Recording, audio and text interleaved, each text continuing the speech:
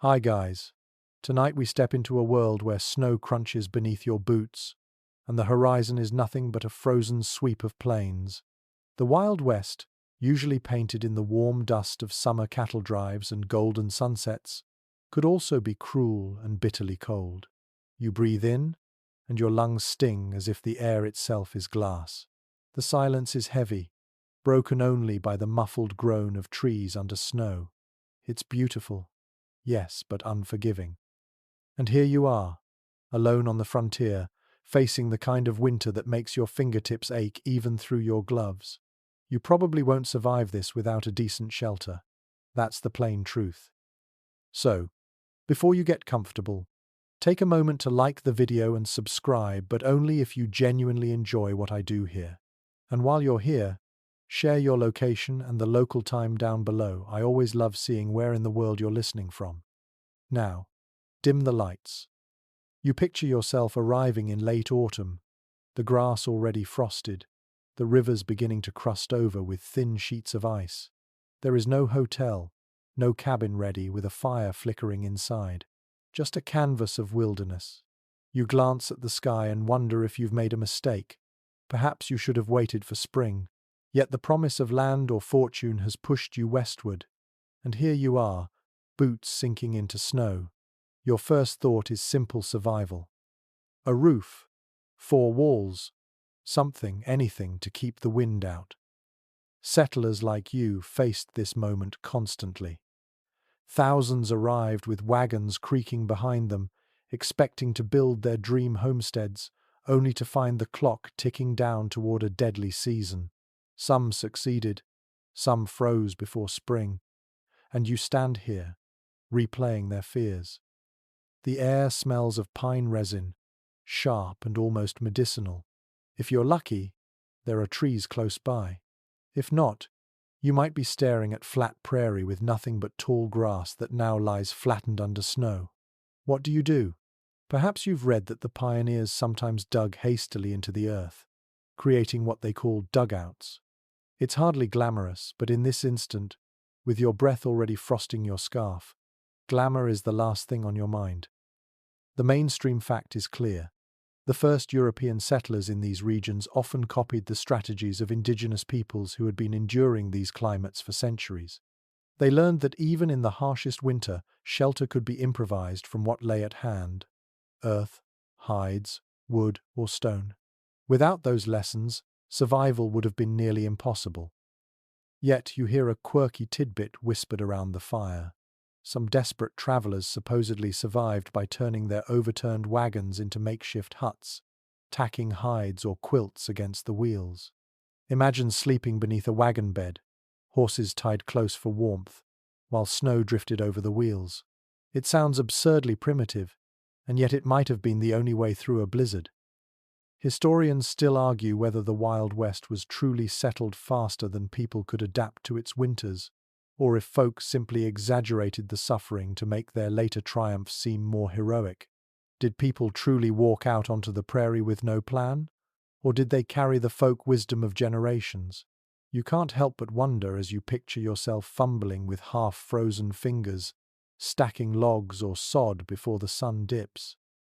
The cold wraps around you like an animal's grip, biting, unrelenting. Your ears burn, your toes lose feeling, and suddenly you understand why every settlement, every story of frontier life begins with shelter. Without it, nothing else matters. Gold, cattle, land, freedom, it all disappears if you can't wake up alive tomorrow. You hear the whistle of wind tunneling through bare branches, and you press your scarf tighter to your face. The land is so vast, the sky so endlessly grey, you feel small, almost swallowed. But you keep moving, dragging wood, or shoveling earth, or even pulling hide from your wagon, because tonight you must have a wall between you and that cruel wind. You imagine the crackle of a fire, the glow of embers against stone, the sigh of relief when warmth finally seeps back into your bones. It becomes the only thing you can think of, the prize that waits for effort. Your mind drifts, softly, as the snow deepens. The sound of your boots crunching becomes almost rhythmic, lulling. You picture the cabins you've seen in storybooks, but here, in this frozen reality, you know it will start rougher. It will be clumsy, rushed, not beautiful. Yet, like the settlers before you, you promise yourself this. The winter may be long, but as long as you have walls even crooked, drafty ones, you will endure. The Wild West greets you not with the romance of sunsets and open plains, but with the icy demand of survival. And so, shivering, you take your first steps into the art of building warmth out of wilderness. You bend down, your hands chilled even through your gloves, and scoop a lump of earth. It crumbles, damp from the recent snowmelt, sticky enough to cling to your palms. You look around and notice something. The land itself might be your salvation. Grass roots grip soil into tough clumps, and suddenly you understand why the old pioneers cut sod and stacked it into walls. A sod house may not be pretty, but in this vastness, beauty is not the point. Survival is. The prairie, stretching endlessly before you, hides its secret beneath that frozen blanket. The soil, held together by dense mats of roots, comes up in heavy slabs when cut with a spade. Each piece, thick and stubborn, feels almost like a brick.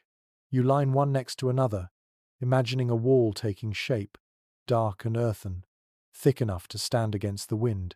You may never have thought dirt could feel like safety, but here in the cold, it does.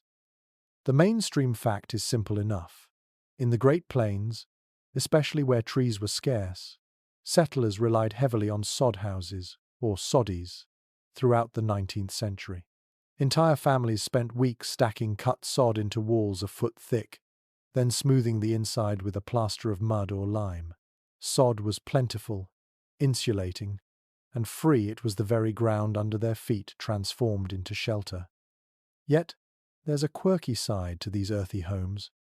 Visitors sometimes joked that sod houses sprouted grass on their roofs, giving the illusion that sheep could graze above while people lived below.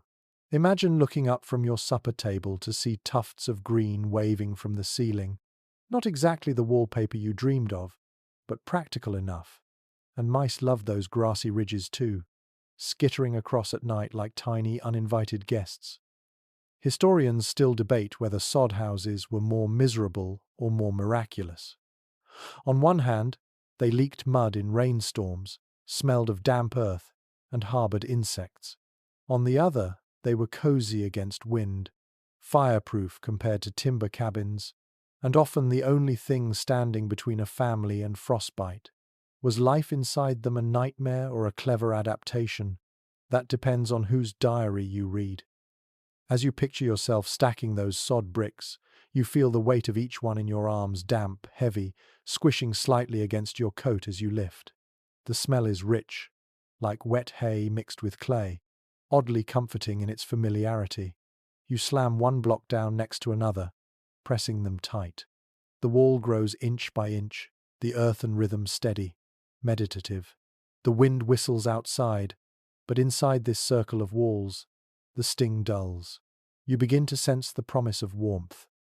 The sound of your spade digging into frozen soil echoes across the plain, thudding and scraping, punctuated by your own sharp breaths. Each block you cut feels like a victory over the cold, a piece of safety carved directly from the land. Your muscles ache, but the rhythm is hypnotic. Step, cut, lift, stack. Step, cut, lift, stack. It becomes less of a chore and more of a mantra, a steady beat against the silence. Still, your mind drifts to the floors. You imagine waking in the night to find a small trickle of mud dripping down the wall, spattering onto your quilt. You can almost hear your partner groaning, muttering about sleeping in a swamp, and yet, when dawn rises and the snow outside sparkles like crushed glass, you would smile because you are still alive. The walls may weep, but they keep you breathing. You remember stories of settlers decorating sod interiors to soften the gloom, curtains hung across dirt windows, colourful quilts tacked against raw earth, even old newspapers pasted to walls like wallpaper. You picture the print curling in the damp, headlines about distant cities half dissolved by moisture, but still a reminder of the world beyond the prairie. Strange comfort, but comfort nonetheless. The sod house hums with quiet life. In your imagination, the smell of wood smoke mingles with the damp earth scent of the walls. The firelight glows against earthen ridges, turning them golden, almost soft. You settle onto a rough bench, quilt wrapped tight, and listen. The wind outside sounds muffled now, like waves crashing far away instead of claws scratching at your skin. You lean back and feel the cool, rough texture of the wall against your shoulder. It feels alive, almost pulsing with the land itself. The sod's insulation keeps the inside warm long after the fire dies down, a steady embrace from the soil that birthed it. You're grateful, even as a little dirt crumbles onto your sleeve. Gratitude is a powerful warmth of its own. Sometimes you imagine settlers boasting that they lived in harmony with the earth, though in truth it was more desperation than philosophy. And yet, there's something humbling in knowing that when the prairie tried to kill them, they answered with the prairie itself. You look at your walls of sod and feel a quiet triumph. It may not last forever. Spring rains might melt them, mice might gnaw through them, but for this winter, they are yours. Your thoughts drift again, lazily now, to how these sod walls connect you to generations of survival. Every block you lay is a memory of someone else's struggle, someone else's determination not to let winter win. You can almost hear their voices, men, women, children, cutting, stacking, patching, their laughter muffled, their curses muted, but their will to endure always strong. The fire crackles, the walls hold, and as you close your eyes, you realize dirt has never felt so noble. The sod may crumble one day, grass may sprout from the roof, mice may skitter in the corners, but tonight, it's a fortress against the endless cold. And for now, that's enough.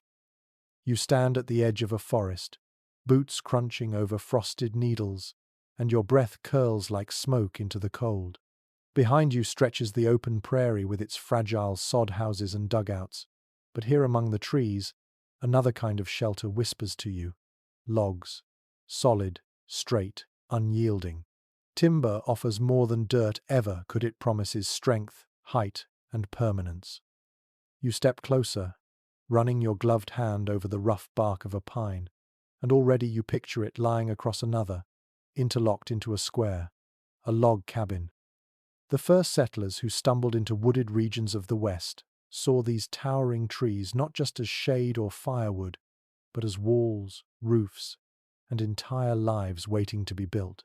The mainstream fact is that log cabins were among the most iconic forms of pioneer housing. Their roots stretched back to Scandinavian and Eastern European building traditions, brought over by immigrants who knew precisely how to fit one log snugly atop another. A properly built cabin, they said, could hold heat like a sealed chest and keep out even the fiercest winter storm.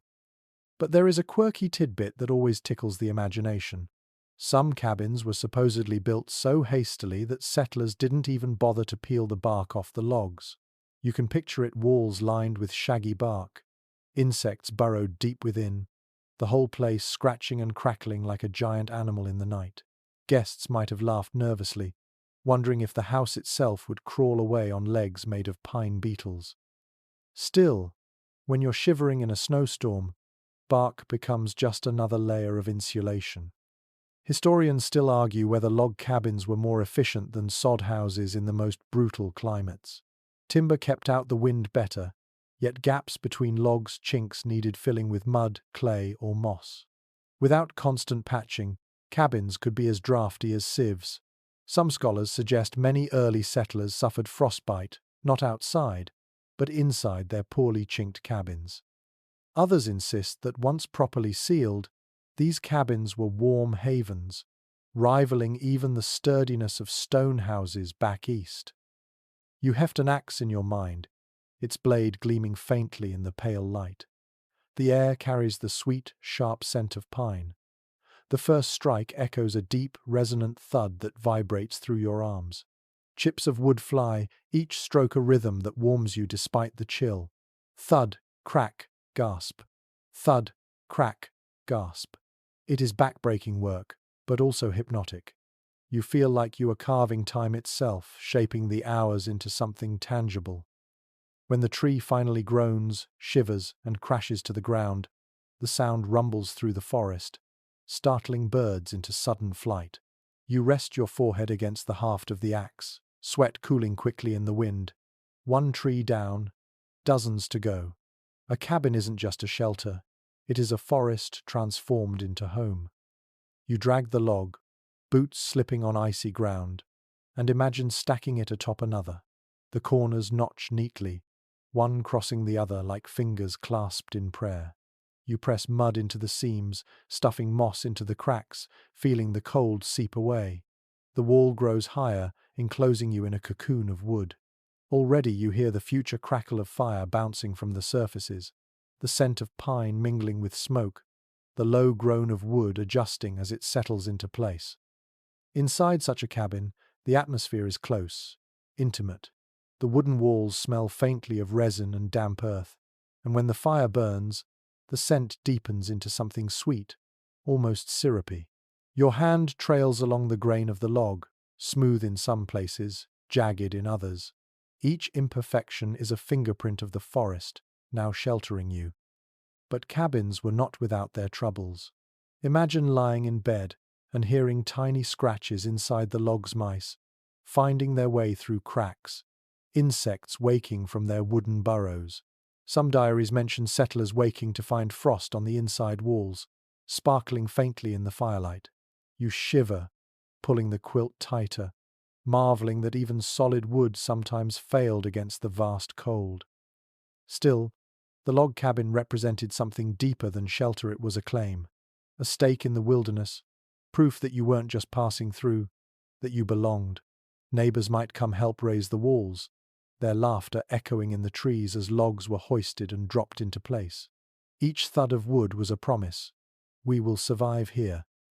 Your imagination lingers on one such raising. The sound of men's boots crunching, women's skirts swishing, children chasing each other between stumps. Someone passes around a jug of cider, the steam of hot stew rising from a nearby fire. Laughter competes with the sound of saws biting wood. The air feels warmer, even though the snow still falls, because together they are building something lasting. At night, when the roof finally rests atop the cabin, you step inside. The fire blazes in the stone hearth, its glow licking across the rough log walls. Shadows dance, flicker, bend. The wind howls outside, rattling branches, but in here it becomes a faint, distant murmur. You run your hands across the walls and feel their solidity. No mud dripping, no crumbling sod, just timber standing proud.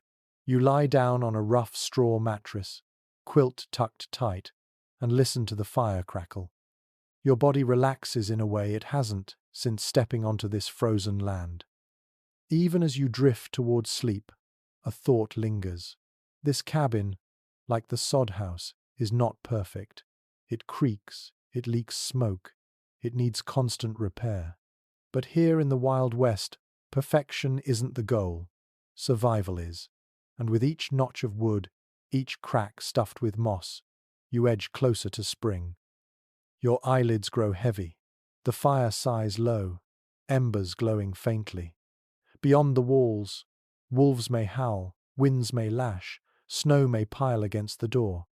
But inside, the warmth holds.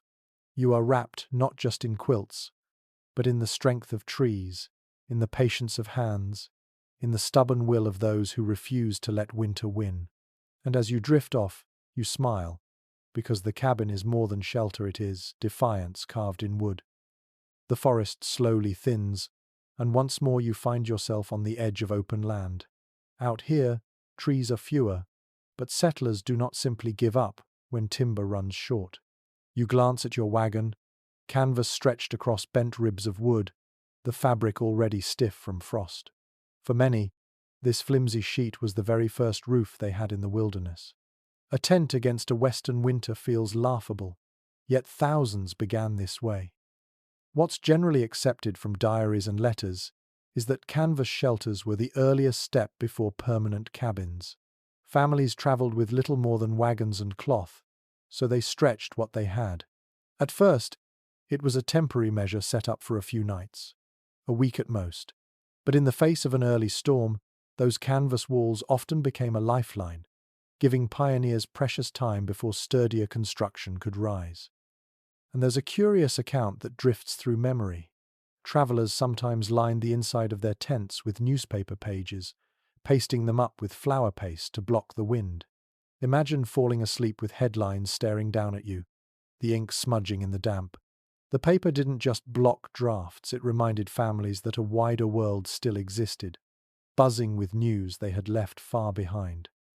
Experts can't quite agree on just how effective canvas really was for winter living. Some claim it trapped enough body heat to make survival bearable, especially when paired with a small iron stove. Others argue that canvas was little better than sleeping under the stars, a cruel trick of optimism rather than true shelter. The truth perhaps lies in the middle, flimsy alone, but serviceable with constant fire and clever reinforcement. Picture yourself crawling into one of these tents. The canvas walls billow slightly in the wind, a low flap that keeps rhythm with your heartbeat.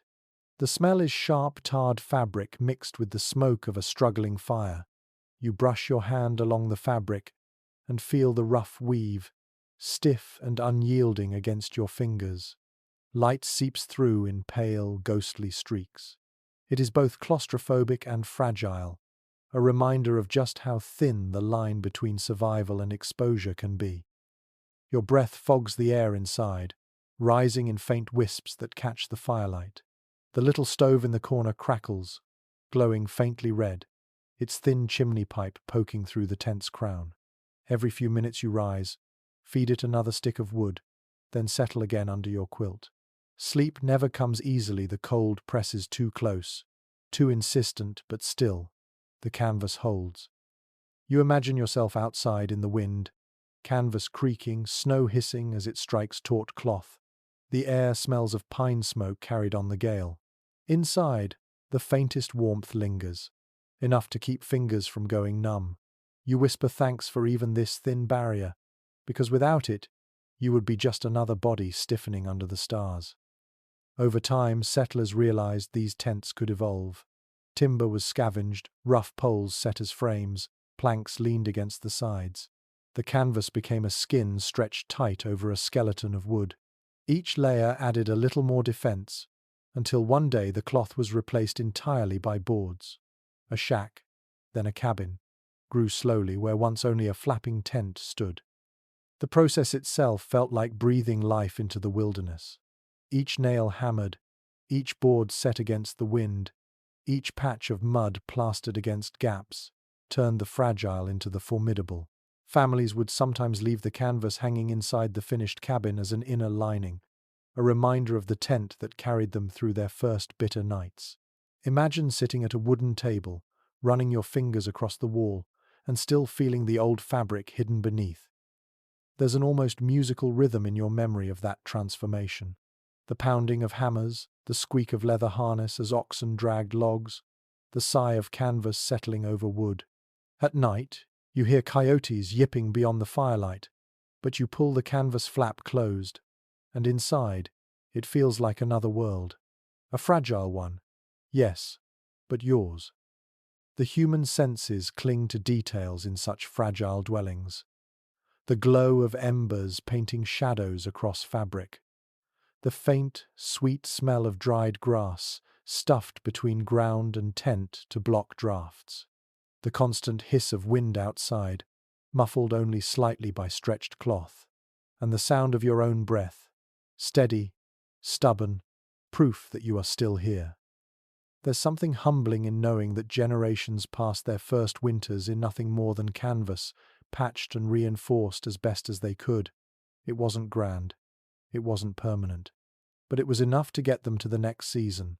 Enough to turn despair into determination. Enough to bridge the gap between dream and reality.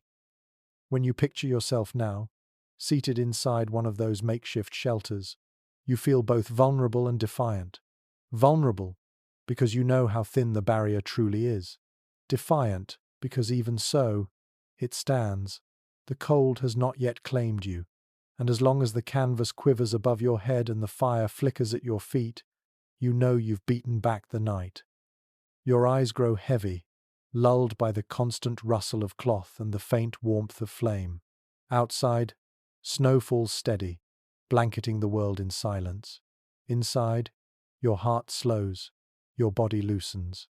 You know tomorrow you will wake, drag wood, patch holes, and dream of boards replacing fabric. But tonight, this fragile cocoon of canvas is enough to hold the darkness back. The tent fades from your memory, and you step forward into a clearing where something sturdier glows faintly against the dusk. A hearth, a pile of river stones carefully stacked into a low wall, their surfaces blackened by smoke. You crouch, run your fingers over the rough grit, and feel the echo of heat long since faded. A home without a fire is only a box, but a hearth turns four walls into a living refuge.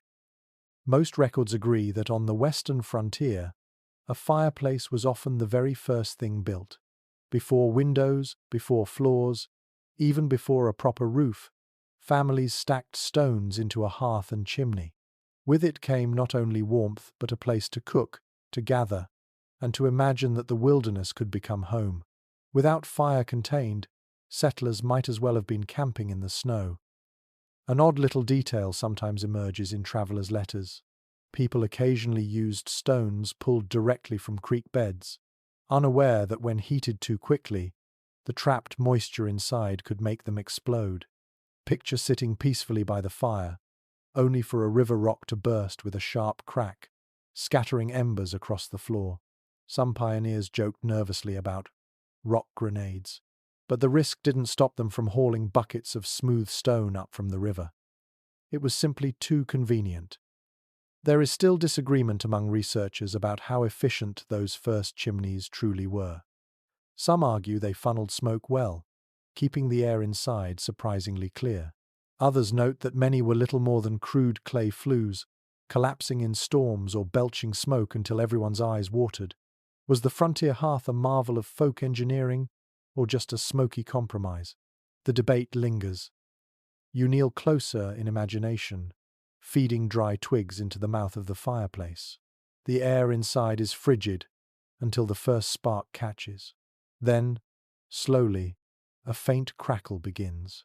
The smell of resinous pine smoke curls upward, sharp and sweet. Sparks pop like miniature fireworks, and you lean back, mesmerized.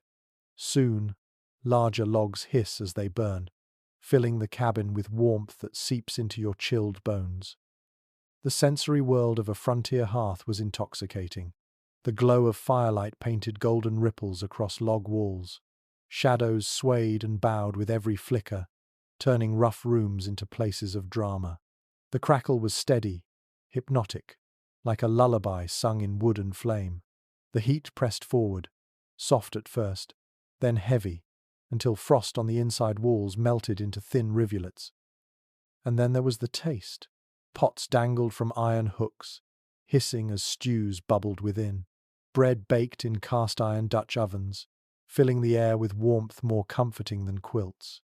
You break off a crust in your imagination, steam rising against your face, and realize the hearth was not only about warmth of body but warmth of spirit. Families laughed, argued, prayed, all within arm's reach of the fire. Of course, danger lingered constantly. Chimneys cracked, sparks leapt, roofs caught. Children were warned not to wander too near, yet they always did, drawn by the flicker of flame. Some cabins built clay and stick chimneys that collapsed in storms, leaving families scrambling to rebuild in the snow. Others lined hearths with iron plates scavenged from broken stoves, anything to keep the fire contained. The Wild West was never forgiving, even in the comfort of one's own home. Imagine the rhythm of a winter's evening here. The wind howls outside, rattling shutters and hissing through the cracks. Inside, the hearth roars with defiance. Someone stirs a pot, the spoon clinking gently against iron. Children whisper in corners, quilts pulled tight, their faces glowing red in the firelight. Adults lean closer to one another, talking in low voices, the flames painting their eyes with reflection. The fire becomes more than heat. It becomes the heartbeat of the house. The texture of life settles around you, the smell of singed wool where a blanket brushed too close to sparks, the faint grit of ash underfoot, tracked in by boots, the soft sigh of a log shifting as it burns, sending a shower of sparks into the flue. The world outside may be white and lifeless, but here, within stone and flame, life pulses warmly. You think about how settlers marked time by the fire. They woke at dawn to coax embers back into flame, spent evenings feeding logs until they dared to sleep, and measured the passing of hours by how far the coals had fallen. There's something almost meditative about this rhythm, a surrender to the dance of flame. It made the wilderness feel less infinite, less indifferent. Even as your mind drifts, you remember stories of hearths glowing so hot that families claimed they forgot it was winter. Perhaps it was exaggeration, perhaps not. Either way, the stone hearth carried them through storms that howled for days, through nights when wolves prowled near the door, through months when snow buried roofs. It was a fragile miracle, built from rocks and sweat, but it worked. And as you lean back now, eyes heavy, the fire still glows steady in your imagination. Sparks drift upward, vanishing into the chimney. The stones radiate quiet heat, the kind that lingers long after flames fade. Your body loosens, your breath slows. Beyond the walls, the cold remains merciless. But here, before the hearth, you have found not just warmth but something like peace. The hearth's glow softens into embers in your mind, and you step back out into the icy air. Snow drifts higher around your boots now, muffling every sound except the crunch of your own steps. You glance at the cabin wall beside you and notice something peculiar: snow packed thick against its base. At first, you think it's just the storm's doing, but then you realize this was deliberate. The settlers discovered that snow, ironically enough, could be used as insulation. It is well established that snow is a surprisingly effective barrier against cold. As strange as it seems, the trapped pockets of air within packed snow actually keep heat from escaping. That's why igloos, built by Arctic peoples for generations, could remain comfortably above freezing even in brutal temperatures. On the western frontier, families soon learned the same principle, banking snow against the sides of cabins and sod houses to block the wind's icy fingers.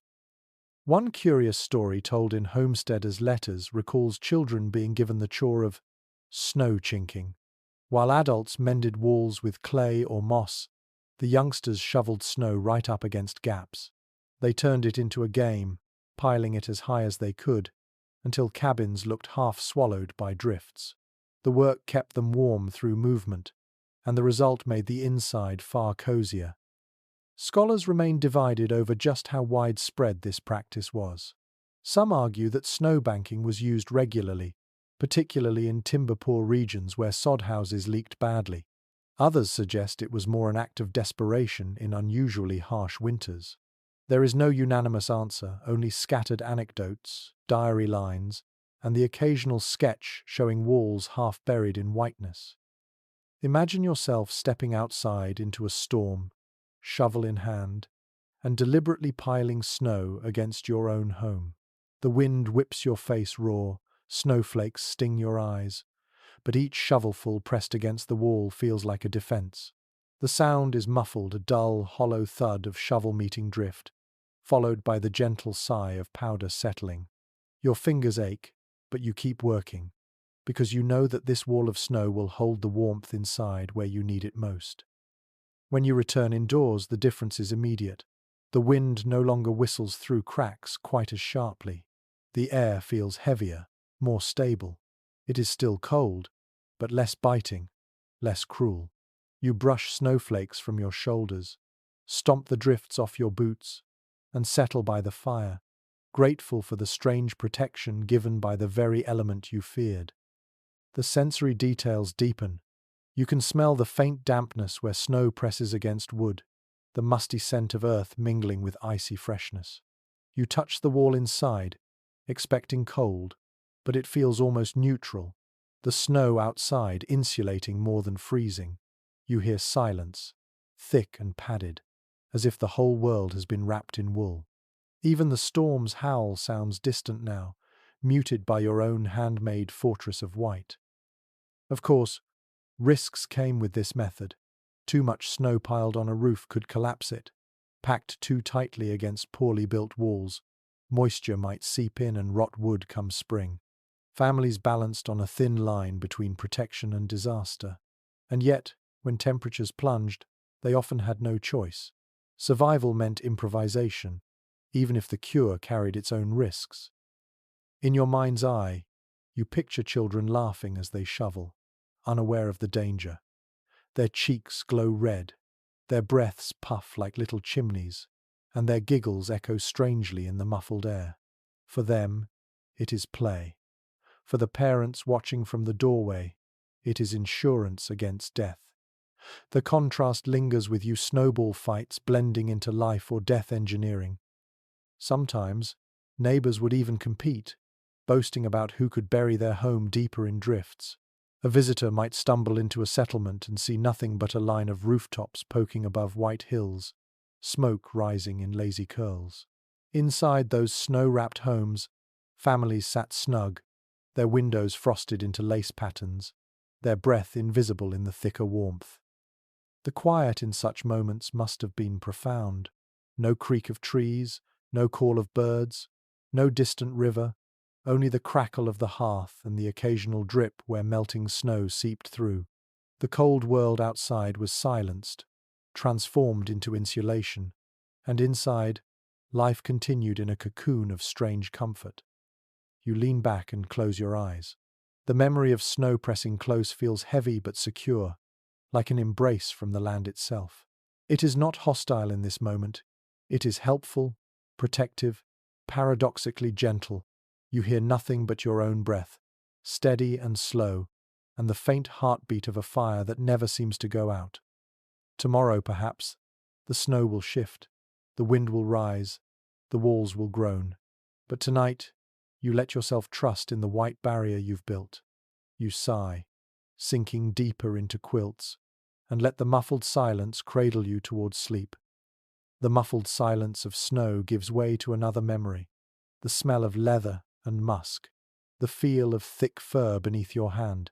You stand inside a shelter not made of wood or sod, but of hides, dark and supple, stretched tightly across a frame. Buffalo hides, stitched together with sinew, turned into walls that seem to breathe warmth back at their makers. Most surviving accounts confirm that both indigenous peoples and later settlers relied heavily on buffalo hides for winter coverings. These hides were not just blankets but architectural materials pinned across doorways, draped over roofs, or stretched over wooden poles to form whole shelters. When properly cured, buffalo hide was dense, resistant to wind, and astonishingly good at holding heat. One strange little anecdote drifts through oral history. Families sometimes layered multiple hides with dried grass or even old newspapers sandwiched in between, creating what might have been the frontier version of insulation panels. Imagine running your hand over such a wall, soft on the outside, but thick, lumpy, and oddly warm to the touch. Researchers continue to puzzle over just how widespread buffalo hide shelters were among settlers themselves. Many records emphasize indigenous expertise, especially plains tribes, who perfected the use of hides in tipis and coverings. Some argue that homesteaders borrowed these techniques extensively during desperate winters. Others believe most settlers clung to wood and sod, using hides only as temporary fixes. The line between cultural exchange and survival necessity is blurred, and it remains a subject of lively debate. You picture yourself stepping into such a hide-draped shelter. The doorway hangs heavy with a flap of fur, brushing your shoulders as you duck inside. At once, the air changes. Outside, the wind screamed across the plains.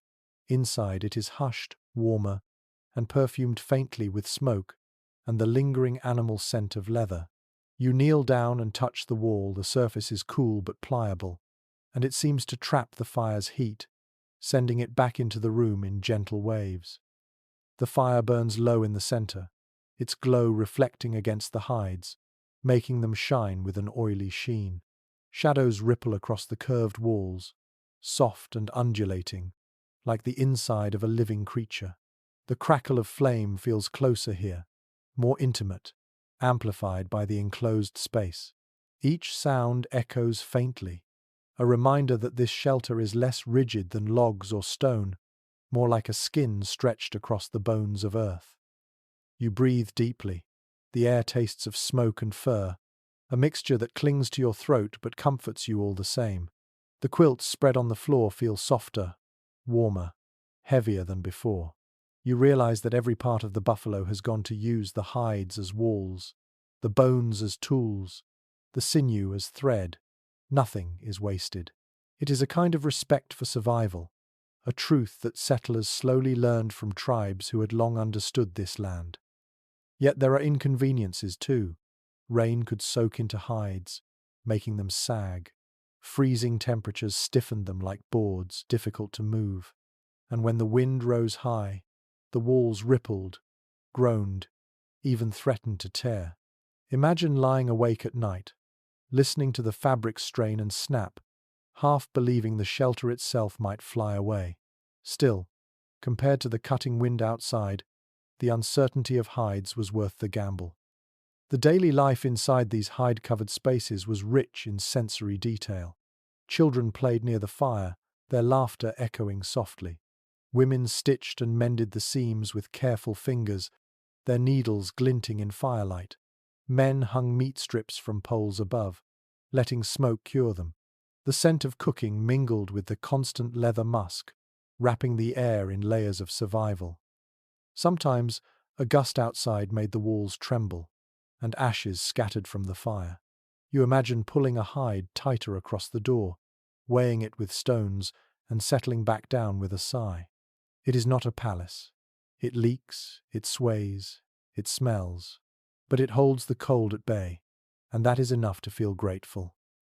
Stories tell of travelers who stepped into such dwellings and felt overwhelmed by the closeness, the way heat gathered quickly, the way every voice sounded louder, the way smoke lingered low.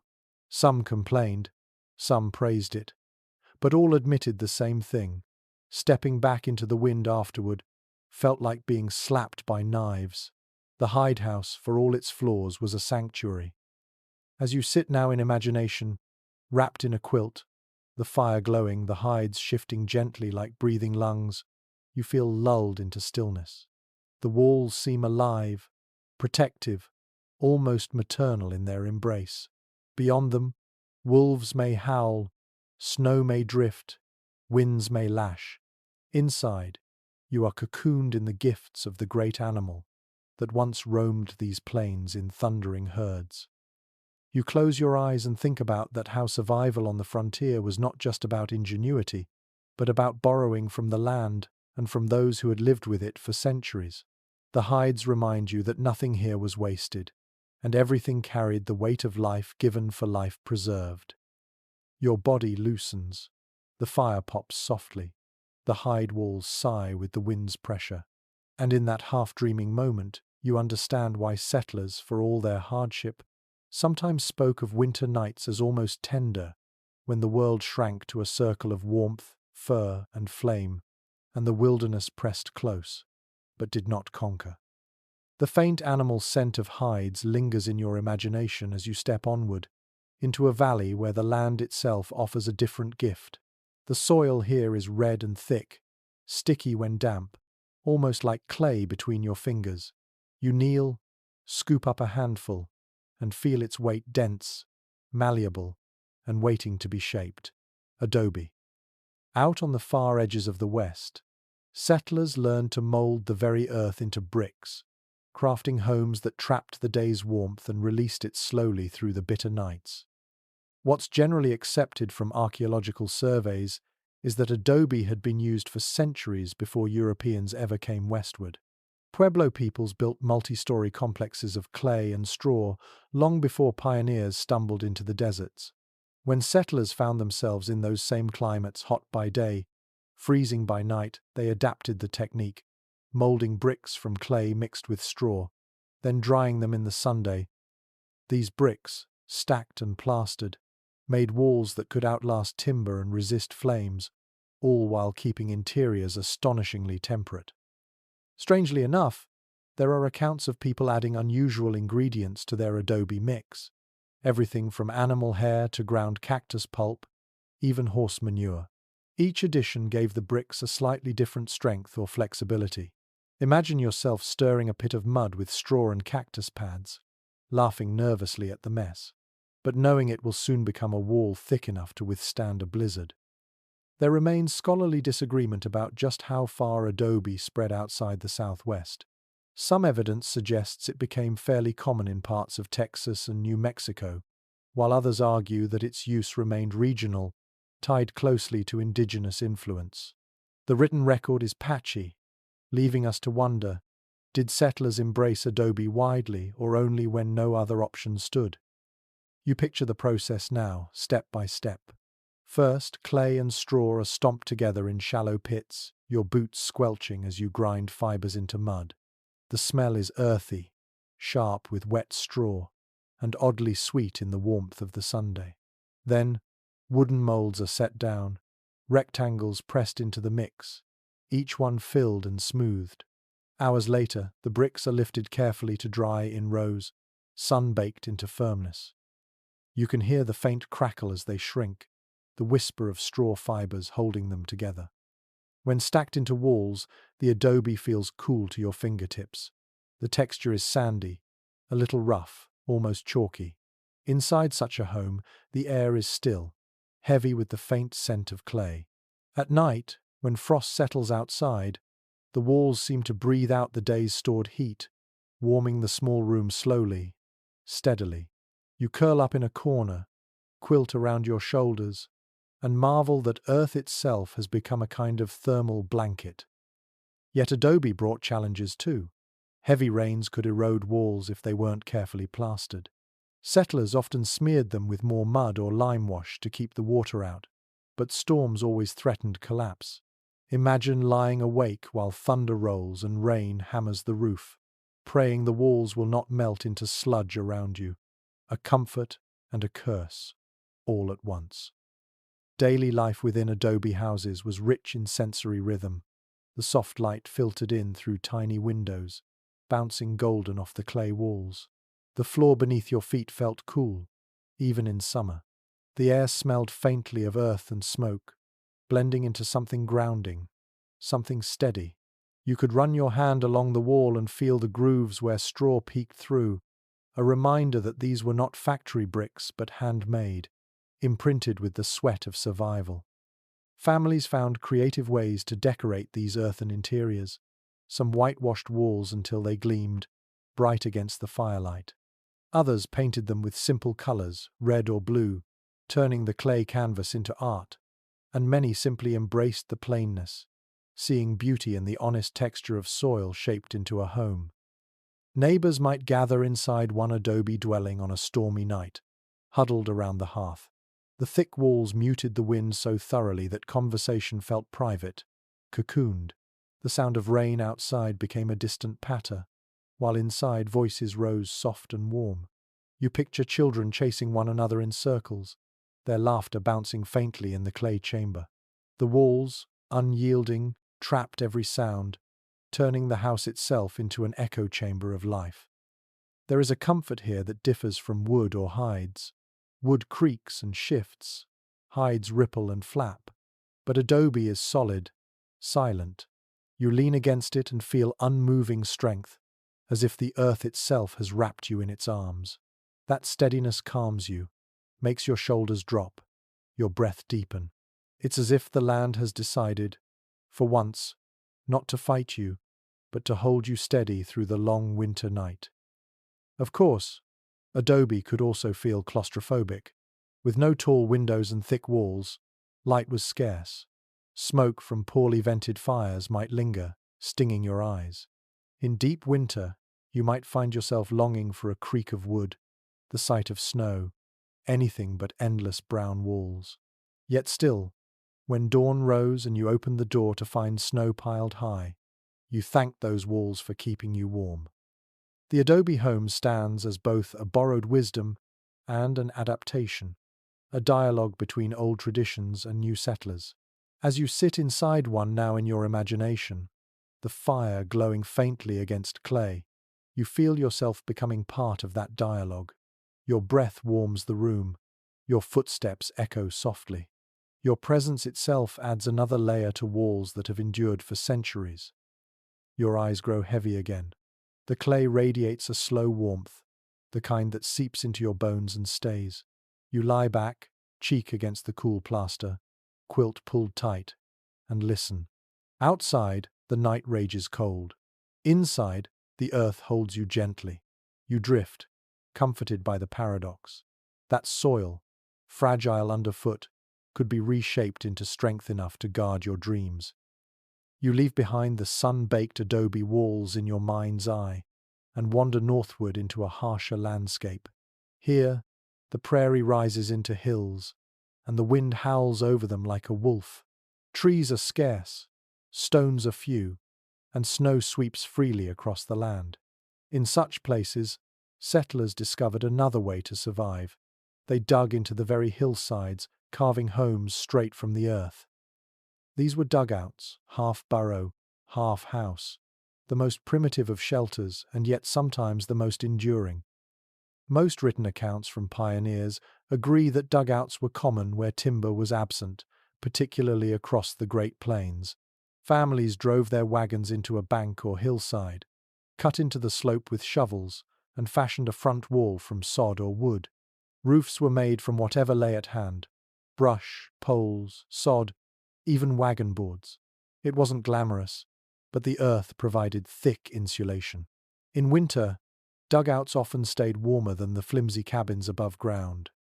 One odd note preserved in diaries is that dugouts often sprouted wildflowers on their roofs come spring. Because the top layer was sod, grass and flowers kept growing, so it was said a dugout could look like nothing more than a meadow with a door in it. Imagine approaching your own home and finding daisies waving cheerfully from the roof, disguising the fact that a family huddled beneath. Specialists remain divided on how livable these structures really were. Some insist dugouts were safer, warmer, and more comfortable than log cabins, at least until families could build proper houses. Others argue they were dank, smoky, and filled with vermin, barely better than sleeping in a ditch. Letters and journals give both extremes, some praising dugouts as snug havens, others damning them as holes fit only for moles. You take up a shovel in your imagination and begin digging into a frozen hillside. Each strike echoes with a dull thud, the soil hard as stone. Your breath steams, your muscles ache, but slowly a hollow begins to form. You drag out clods of dirt, boots slipping on the icy slope, until the space feels large enough to stand inside. The air smells rich, damp earth, sharp and mineral. Cold seeps from the soil, but the wind is gone. Already you sense the difference. A sod wall rises at the front, rough and uneven. You press sod blocks into place, stacking them thick until only a crude doorway remains. Overhead, you lay brush, then poles, then sod again. The roof sags, but it holds. You step inside and duck low, the ceiling just above your head. Light filters faintly through cracks, and you patch them with mud. The silence settles heavy. You have made a burrow, a cave, a home. Inside, the sensations are unique. The walls feel damp, gritty under your palm, but the air is still. The smell of soil mixes with the faint sweetness of smoke from your fire. You spread straw across the floor, and it rustles underfoot. The sound is soft, muffled, nothing like the creak of timber. You light a small fire near the entrance, and smoke coils uncertainly upward, escaping through a crude flue. Your eyes water, but the warmth builds. Families who lived in dugouts often recalled the closeness. Ceiling beams dripped with condensation, sometimes dropping onto quilts in the night. Mice scurried through the straw. Snakes occasionally slithered in seeking warmth. You imagine lying awake, hearing the faint hiss of scales over straw, pulling the blanket tighter in fear. Yet still, in the worst storms, dugouts did their job. They kept people alive. Neighbors would sometimes joke that prairie families lived in cellars without houses above them. Yet gatherings inside could be lively. You picture a storm raging outside, wind shrieking across the open land. Inside, lamplight flickers against damp earthen walls. Children sit cross-legged, telling stories. Adults sip weak coffee, their voices echoing softly. The dugout may look miserable from outside, but within, it becomes a womb of sound and warmth. When spring comes, the dugout changes. The roof sprouts grass, even flowers. Birds land overhead, pecking at seeds. You step outside and laugh at the sight a house disguised as a meadow. Visitors have to be shown the door, otherwise they would walk right past, assuming the slope hides nothing more than rabbits. And yet, danger always lingers. Heavy rains might collapse the roof. Flash floods could drown the hollow. The damp encouraged mold, which settled in lungs. Still, many families lived entire years in dugouts, raising children in earth-walled rooms, cooking meals over smoky fires, sleeping beneath sod ceilings. Diaries note children remembering these homes with surprising fondness, recalling the coziness even amid hardship. As you rest in your imagined dugout, quilt pulled tight, the earth walls close around you like a heavy blanket. The silence is deep, broken only by the fire's sigh and the occasional drip from the roof. Your body relaxes despite the damp, because the wind outside cannot touch you here. For a time you belong to the earth, and the earth keeps you safe. You drift in thought, marveling at the paradox, that the same soil meant for planting and burial also became refuge. Dugouts were crude, perhaps undignified, yet they whispered a truth. Sometimes the simplest hole in the ground is all that stands between life and death on the frontier. And as you close your eyes, lulled by the muffled quiet, you accept that truth, grateful for its embrace. The earthen dugout fades behind you as you step into a place far less quiet, far less solitary. The sound reaches your ears first, a hammer striking metal, boots thudding against boards, voices calling over one another. You've wandered into a railroad shanty town, one of those makeshift settlements that sprouted like mushrooms along the growing tracks of the West. Here, survival in winter was less about permanence and more about improvisation. It is well documented that wherever rail lines stretched, small temporary towns sprang up to houseworkers.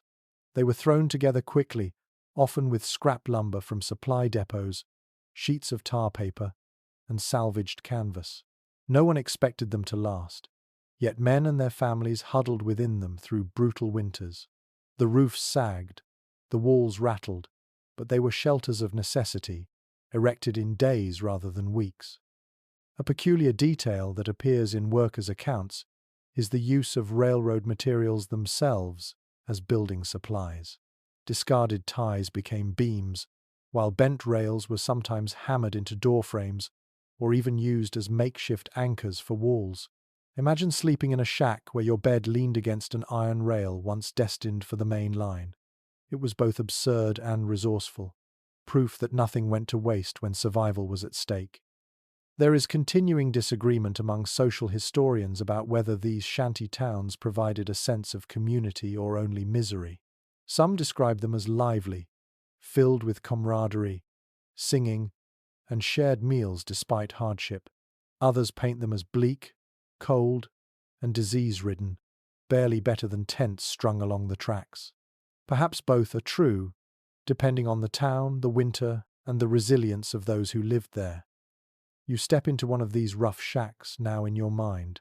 The walls are thin, patched together with uneven boards. Tar paper flaps loosely, its edges crackling in the wind. A lantern swings from a bent nail, its flame trembling against the draft. The air smells of kerosene, tar, and the faint sour tang of damp wood. Every creak and groan reminds you that this structure is temporary, barely standing, yet it shelters you from the icy gale. The floor crunches under your boots, a scattering of sawdust and frozen mud. Straw lies in the corners, stuffed into gaps to block the cold. You run your hand along the wall and feel the tar paper, brittle and waxy under your fingers, almost peeling away in strips. The wind outside pushes hard, rattling the shack, but the boards hold for now. Inside, life presses close. Men sit shoulder to shoulder on rough benches, their breath steaming in the air. Someone plays a fiddle, the tune scratchy but spirited, echoing oddly in the cramped space. A pot of beans bubbles over a small iron stove, its lid rattling with every gust. The smell fills the shack, earthy and comforting, though smoke lingers low, making your eyes sting. You imagine the clamour of voices. Workers swap stories, boasting about how many ties they've laid, or cursing the foreman in low growls. Laughter rises, followed by a hacking cough, the sound of someone pouring coffee into a dented tin cup. Children scurry between legs, their laughter bright, though they too shiver under patched coats. The noise is constant, alive, the very opposite of the muffled silence you left in the dugout. Yet danger lives in these walls. Fires break out easily when stoves tip or lanterns spill. Illness spreads quickly in the crowded air, and when the wind turns fierce, whole shacks have been known to collapse, their flimsy boards giving way under snow. Still, workers rebuild, nailing boards back together, hammering tar paper flat, because trains must keep running and people must keep warm. Outside, the scene is just as vivid. Rows of shanties lean against one another, roofs patched with whatever was at hand, tin sheets, blankets, even canvas painted with tar. Smoke rises in uneven plumes. The air carries the constant clang of hammers, the whistle of distant trains, the crunch of boots in snow. Dogs bark, horses whinny, children shout, all blending into a ragged symphony of survival. At night, the whole settlement seems to glow faintly, lantern light leaking from cracks and flapping seams. From a distance, it might look fragile, pitiful. But step inside, and you feel the fierce determination. These walls, however crude, hold the night at bay. Your senses soak in every detail. The bitter tang of smoke clinging to your clothes. The constant draft sneaking through cracks, brushing your cheeks like icy fingers. The warmth of bodies pressed close, each breath adding to the small cloud of shared heat. The rattle of the shack in the wind, at once frightening and reassuring. You are reminded that survival is not always elegant. It is often noisy, crowded, patched together with whatever scraps lie nearest. Tomorrow, some of these men will leave, moving further down the line. New shacks will rise, just as crude, just as fragile. This town may vanish, its boards scattered, its tar paper burned or buried in snow. But tonight, you sit inside one, quilt pulled around your shoulders, lanterns swaying above, listening to the fiddle and the wind. The shanty town embodies both the hardship and the strange warmth of community. Alone, the cold might kill you. Together, even in flimsy walls, you endure. And as your eyes drift shut, rocked gently by the rattle of boards, you understand that sometimes survival is less about what you build and more about who you build beside. The clamour of the shanty town fades from your ears, replaced by the steady cadence of boots on packed snow and the crisp snap of a flag in the wind. You've reached a frontier fort, its silhouette stark against the pale horizon. Square walls of timber rise high, watchtowers jutting from the corners, gates creaking as they open to admit you. Unlike the soddy or the dugout, this place was built with intent not just to shelter a family, but to guard whole groups through the winter. It is well established in military records that forts dotted the western frontier, serving both as defensive outposts and community centres. Their structures were more durable than the scattered cabins of homesteaders, often combining timber palisades with stone foundations. Within their walls stood barracks, storehouses, blacksmith shops, and sometimes even chapels. For soldiers stationed there, winter survival depended not on improvisation but on discipline, design, and sheer numbers. A curious tidbit emerges from journals of enlisted men. Many forts had walls chinked not only with clay but with horsehair and ashes, a strange mixture thought to keep draughts from seeping through. The men joked that the horses stood guard twice, once in life, and again in the very walls themselves.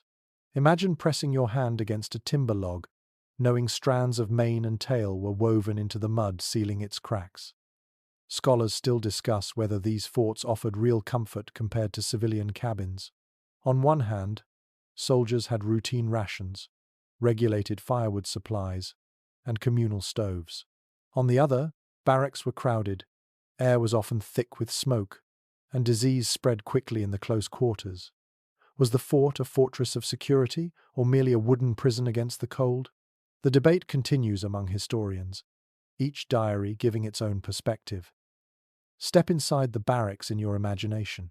Rows of bunks stretch down the length of the room, straw mattresses stuffed into rough wooden frames. The smell is heavy smoke, sweat, damp wool, and boiled coffee. Boots line the wall, crusted with snow, while coats hang in uneven rows. At one end, a stove glows faintly, its iron surface radiating heat that barely reaches the furthest bunks. You sit on the edge of a straw mattress, quilt drawn around your shoulders, and hear the low murmur of men talking, coughing, snoring. The air is thick, almost oppressive, yet it is warmer than the outside. You run your hand along the wall and feel the rough grain of logs, sticky with resin in some spots, slick with frost in others. The chinking holds, but drafts slip through, making the lantern flames waver. Every sound amplifies, the crackle of fire, the scrape of boots on the floor, the clink of tin mugs. In the stillness between, you hear the wind pressing against the fort walls, trying in vain to claw its way in. The fort is more than shelter, it is order. Guards pace along the walls, their footsteps echoing above. Drums beat faintly at dawn, calling men to duty. Even in the depths of winter, routines are kept. Drills in the snow, repairs to palisades, watch rotations through icy nights. You imagine standing atop the wall, snowflakes stinging your cheeks as you scan the empty plain. The horizon stretches white and endless, but inside the fort, structure holds chaos at bay. Meals are communal, eaten in long mess halls where smoke gathers near the ceiling beams. The taste of salted pork, beans, and hardtack fills your mouth, bland yet sustaining. Coffee boils constantly, its bitter scent clinging to every corner. Men trade stories between mouthfuls, their voices echoing in the wooden chamber. Sometimes laughter erupts, sometimes silence settles heavy, but always the fire burns, and always the food comes on time. That reliability feels like a luxury in this land of improvisation. At night, the fort grows quieter, the gates creak closed, torches flicker, and the world outside seems to vanish. In your bunk, you hear the muffled howl of wolves, distant and eerie, but it does not pierce the fort's defences. You pull the quilt tighter, the straw crunching beneath you, and close your eyes with a rare sense of safety. Whatever else the fort may lack, it offers protection, and that alone lets you rest. Yet the fort also carries an undertone of unease. Illness thrives here in winter. The air grows stale, coughs spread like wildfire. The close quarters that bring warmth also breed fevers. You imagine lying awake, listening to the laboured breathing of your neighbour, wondering if you will fall ill by morning. Survival here is not only about cold, but about the invisible threats that linger in shared air. The texture of fort life seeps into your senses. The feel of rough wool blankets scratching your skin. The sound of boots stomping snow off at the door. The sight of frost creeping across the inside of window panes, delicate as lace. The smell of tallow candles burning low, mingled with wood smoke. It is both claustrophobic and strangely comforting, a paradox that defines every winter behind the palisade. Still, there is camaraderie here that softer homes cannot replicate. Men sing quietly in the evenings, their voices blending with the crackle of stoves. A fiddler plays a tune, boughs scratching against strings, and boots tap along in rhythm. You picture yourself leaning back, eyes half closed, lulled by the hum of voices and the warmth of company. The fort may be harsh, but it holds life within its walls, and that life is enough to make winter survivable. When spring finally comes, the snow melts from the palisades, the gates swing wider, and the fort breathes easier. But for now, in the dead of winter, you lie wrapped in the disciplined comfort of barracks, knowing the walls stand strong, the fires burn steady, and the routine carries you forward one day at a time. You close your eyes. The drums are silent, the guards pace above, the stove hums faintly. Beyond the walls, the cold rages on, but here, within timber and stone, you are cocooned in the order of survival. The sound of drums and the order of the fort fade, and you find yourself walking along a narrow river, your breath hanging white in the air. Here, the wilderness feels more solitary again. No barracks. No barracks sergeant shouting orders. Instead, a single trail of footprints winds into the trees. You follow, and soon a small cabin comes into view, smoke curling lazily from its chimney, pelts hanging stiff from a rack. You've stumbled upon the dwelling of a fur trapper. Most accounts from the fur trade era agree that trappers and traders often built modest one-room cabins in remote places where they could live through winters. These cabins were never grand, just 4 walls of logs, a roof steep enough to shed snow, and always a hearth or stove in the center. What set them apart were the furs themselves, stacked against walls or spread across the floor. Those pelts weren't just wealth, they doubled as insulation, turning drafty spaces into warmer dens. A curious little detail appears in some trapper journals. They often used bear or wolf pelts as doors in place of wood. A heavy skin hung over the opening, weighted with stones or nails, kept out snow and wind surprisingly well. Imagine ducking through a doorway and brushing past a wolf's fur, still bristly with the memory of the hunt. It may feel eerie, but it was practical. There is still debate among historians about whether trappers' cabins were comfortable havens or lonely prisons. Some emphasize their snug warmth, filled with pelts and provisions, a perfect refuge against winter. Others highlight the dampness, the smoke-filled air, and the crushing solitude. Did trappers thrive in independence or suffer in isolation? The surviving diaries leave room for both interpretations. Step inside one of these cabins in your imagination. The first sensation is smell thick, musky, almost overwhelming. Furs hang from rafters, each carrying the scent of the animal it once was. The air is smoky from a small iron stove, its glow casting flickers of light across the walls. The floor is rough, scattered with straw and scraps of hide. You run your hand over a pelt soft, warm, thick as a quilt, and realize that in this world, animals became both currency and comfort. The trapper himself moves with deliberate slowness, tending to the stove, mending a net, or scraping a hide. His boots are cracked, his beard frosted with ice. He hums low, a sound almost lost beneath the crackle of fire. The room is cluttered, traps leaning in a corner, rifles propped by the door, sacks of dried beans stacked against the wall. Every item has its place, every object a purpose. You sit down on a rough bench, quilt draped over your shoulders. The stove radiates warmth, but it doesn't reach far. The furs hanging nearby serve as insulation, muting drafts and muffling outside sounds. Your fingertips trail across the log wall, rough and sticky with resin, then over a raccoon pelt, smooth and plush. You feel the difference instantly. The wood cold, the fur alive with stored heat. At night, the cabin closes in further. The stove's glow shrinks, embers winking low.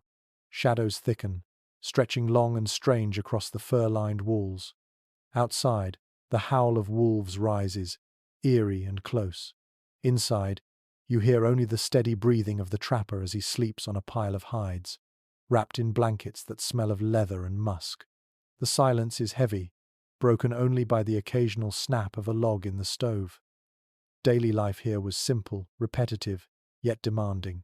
Each morning the trapper would stomp into the snow, boots crunching as he checked lines of traps along the river. By midday he returned, arms laden with frozen pelts, his face raw from the wind. He thawed them by the fire, stretched them on frames, scraped them clean and stacked them in neat piles. The rhythm was endless: trap, skin, dry, patch, repeat. The cabin was both workshop and home, its air thick with the mingled scents of smoke, fur, and sweat. You imagine how time passed in such solitude. Some trappers carved notches in beams to mark the days, their knives scratching slow progress into the wood. Others talked aloud to themselves, their voices echoing in the small space. Still others filled the silence with music fiddles or flutes carved from bone. The cabin, for all its warmth, was a place where the mind wandered freely, sometimes too freely. Visitors often wrote of these cabins with awe. To stumble upon one after days in the wilderness was like discovering a miracle: smoke rising, warmth radiating, a man inside who greeted you with rough kindness and a mug of strong coffee. Yet they also spoke of the strange weight of the place, the air so heavy with pelts, the silence so deep, the isolation so profound.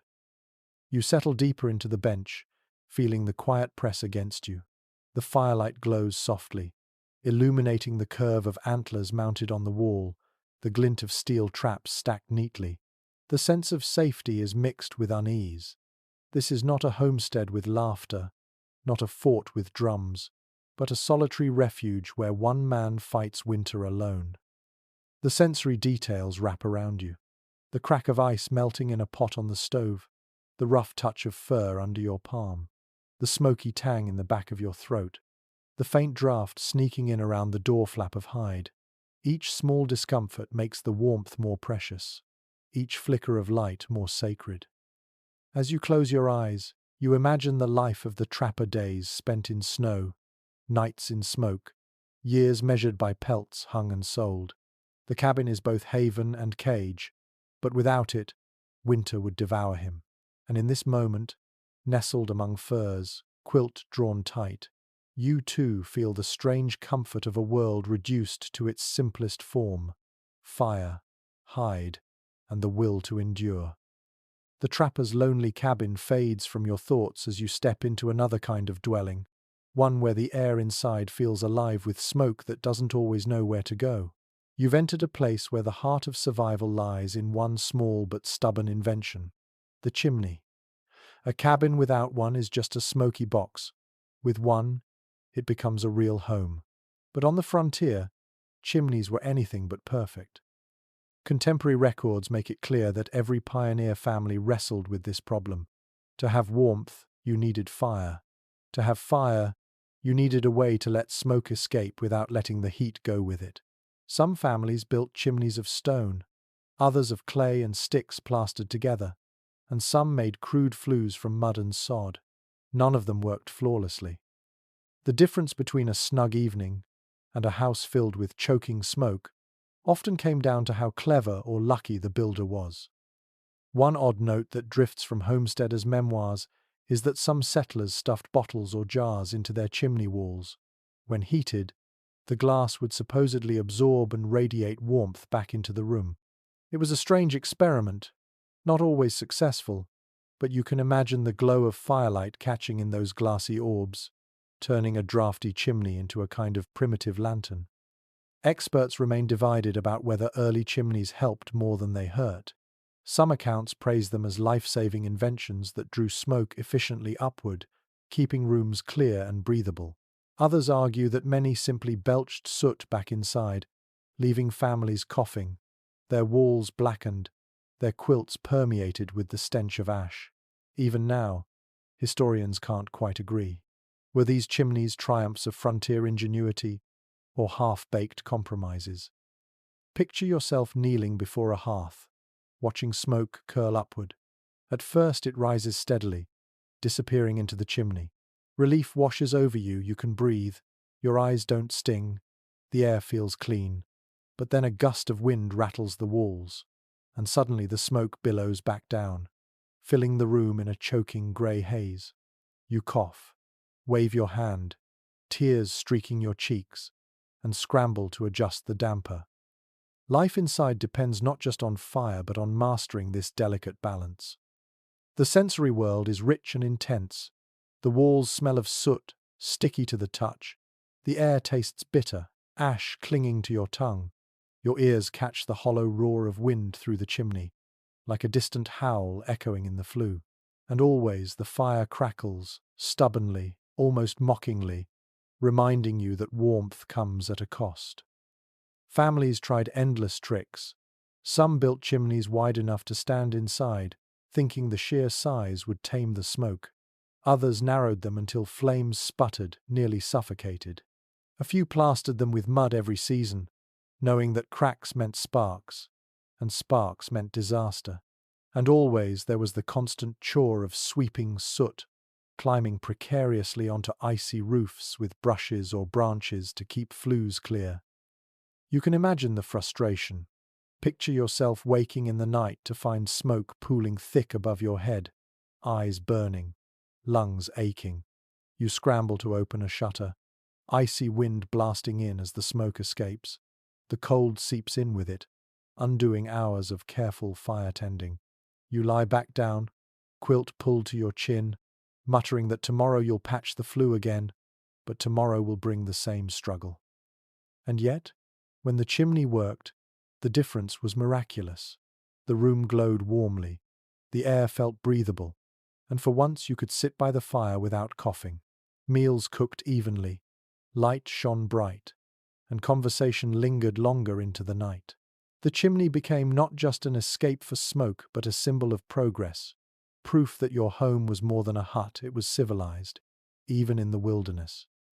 The rhythm of life revolved around it. Children gathered close, reading by firelight while the chimney hummed softly above. Mothers hung kettles from iron cranes, stirring stews that bubbled rich with beans and salted pork. Fathers leaned back in rough chairs, sighing as the warmth sank deep into weary bones. Outside, the wind screamed. Inside, the chimney carried it away, replacing chaos with a calm hum of survival. Of course, danger never vanished. Sparks leapt from chimneys, igniting sod roofs or brush piled too close.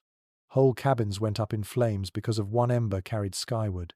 You imagine lying in bed, hearing a sudden crackle above, realizing the roof has caught. Panic erupts, buckets of snow hurled upward, shouts piercing the night.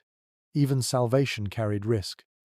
Still, you think of the sound that soothed more than any quilt, the steady draft of a chimney pulling smoke upward, leaving the hearth to glow pure and steady. It was a frontier lullaby, a reminder that human hands could coax order from chaos.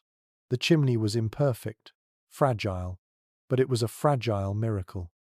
You close your eyes now, hearing the faint whistle of wind up the flue, feeling warmth seep across your skin. The air smells faintly of pine smoke and singed wool, but it is breathable, almost sweet compared to the choking haze you endured before. You let your body relax, trusting in the draft above, and sink into the rhythm of fire and chimney. Outside, the night howls mercilessly. Inside, you breathe easy at last. The smoky breath of the chimney drifts from memory, and you step into another kind of shelter, where warmth doesn't just come from fire, it comes from people pressed close together. Ahead of you rises a long, plain building, its roof sagging slightly under snow, lantern light glowing faintly through slits in the wood. As you push open the door, a wave of warmth hits you not from the stove in the corner, but from the sheer body heat of dozens living under one roof. You've found yourself in a frontier bunkhouse. It is well known from records of mining towns, ranches, and frontier settlements that bunkhouses were common in the late 19th century. They were large communal shelters, often built quickly from whatever timber was available, designed to house men working far from home. Inside, rows of bunks or hammocks lined the walls, and every inch of space was used. These structures were not luxurious, but they allowed workers to share heat and resources in the depths of winter. A curious detail that shows up in old ranch accounts is that bunkhouses sometimes had straw packed directly between the inner and outer walls, a primitive insulation. When it decayed, mice ran riot, scratching and squeaking in the night. Imagine trying to fall asleep while dozens of men snored, coughed, and muttered, and in between their noises, you heard the scurry of small paws in the walls. It was crowded life layered with tiny irritations. There is still disagreement among historians about whether bunkhouses fostered camaraderie or bred resentment. Some accounts celebrate them as lively, filled with laughter, songs, and the warmth of friendship. Others describe them as grim, filthy, and tense, where quarrels sparked easily in cramped quarters. The truth likely wavered, shifting with the men, the work, and the weather. Step inside with your imagination now. The air is thick, heavy with smoke, sweat, and the sour tang of damp wool. Lanterns swing faintly from the rafters, their light dim and smoky. Rows of bunks line both sides of the hall, some with quilts hanging down for privacy, others bare. The floorboards creak beneath boots, and the sound of voices hums in the background like a restless tide. You find a place on a bunk, its straw mattress rustling beneath you. The quilt is patched, rough against your skin, but the heat in the room makes it almost unnecessary. You can feel the presence of others all around, the weight of bodies shifting, the rhythm of breath, the occasional cough breaking the steady drone. Even without the stove, this many people together create a cocoon of warmth, uncomfortable yet life-saving. The sensory experience is overwhelming. The smell of tobacco smoke lingers in the air, mingling with sweat and damp wool. The sound of boots thudding as men return from work echoes through the space. A fiddle strikes up in the corner, the tune scratchy but cheerful, accompanied by low voices humming along. Someone laughs, someone swears softly, someone sings a line of a song from home. The bunkhouse is noisy, alive, a patchwork of survival stitched from dozens of beating hearts. Meals are eaten together at rough tables in the same hall. Tin cups clatter, spoons scrape against bowls, voices rise in argument and laughter. The taste is simple: beans, bread, salted pork, but shared food feels richer, warmer. You can almost hear the scrape of chairs and the murmur of stories told between bites, men recalling distant families or joking about the day's work. At night, the bunkhouse does not grow silent. It changes pitch. Snoring begins, loud and uneven. Someone whispers a prayer. Another shifts restlessly, straw crunching beneath them. Rats scurry in the shadows, emboldened by the crumbs left on the floor. The air grows warmer still, heavy with the press of bodies. You lie back on your bunk, staring at the ceiling beams, hearing the symphony of men sleeping, and realize that solitude is impossible here. And yet, there is comfort. If the roof creaks under snow, you're not alone. If wolves howl outside, there are dozens of others listening too. If fire sparks in the stove, half a dozen leap up to smother it. The bunkhouse, crowded and flawed, is also protective, a collective shield against the wilderness. You imagine winter storms here, snow piling against the walls, wind shrieking through cracks, the stove blazing as men crowd close, singing louder to drown out the gale. The walls may shake, but inside, voices rise in stubborn defiance. You close your eyes and picture yourself humming along, quilt pulled up, the warmth of bodies making the cold a distant thought.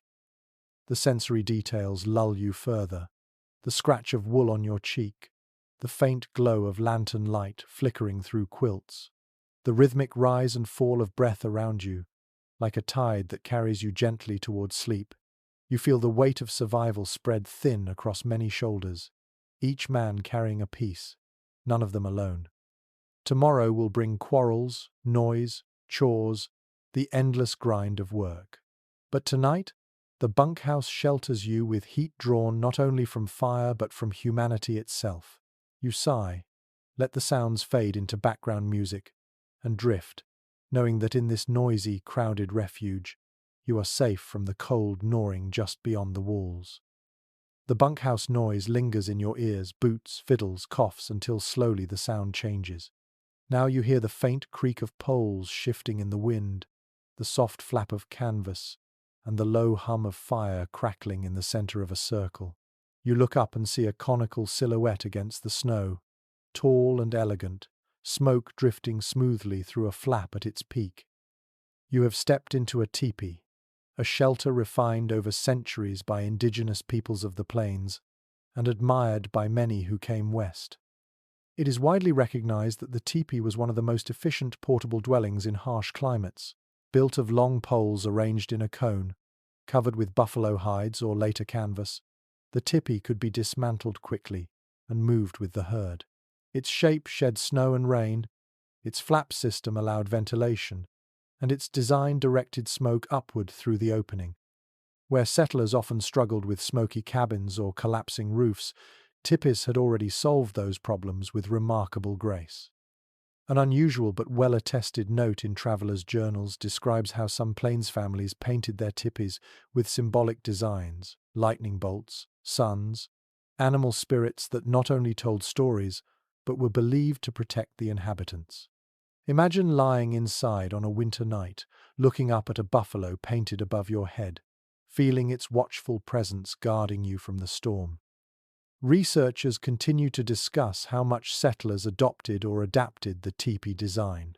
Some accounts suggest pioneers borrowed ideas, experimenting with conical shelters of their own when caught in snowstorms.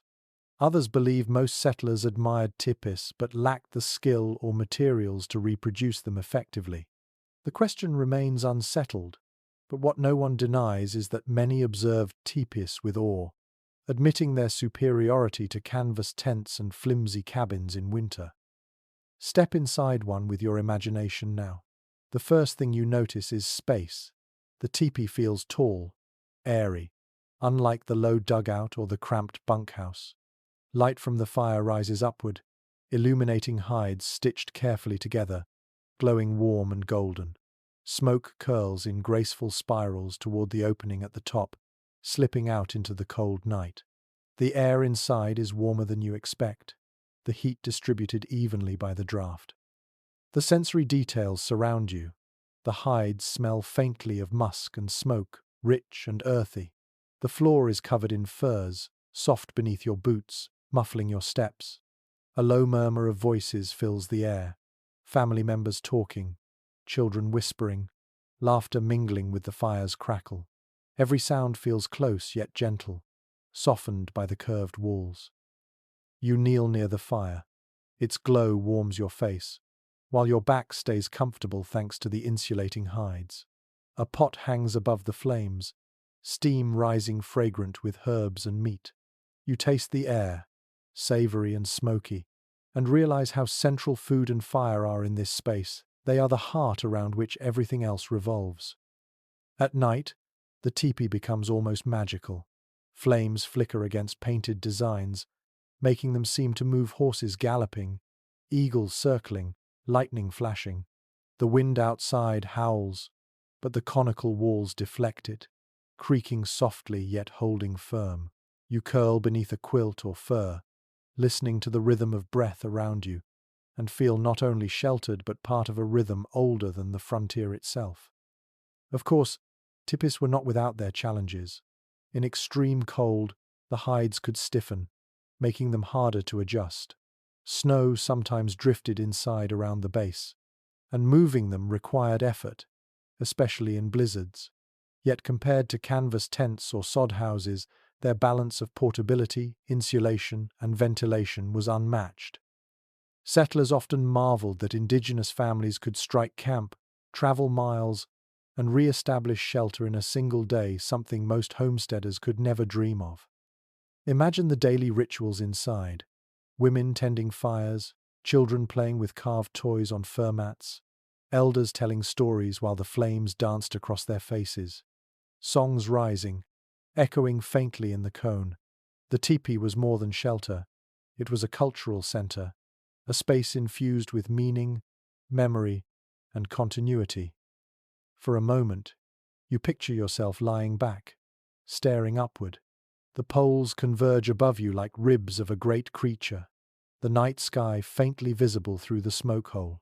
Snowflakes drift down now and then, melting as they touch the warm air, You feel as though you are both inside and outside, both protected and still part of the wider world.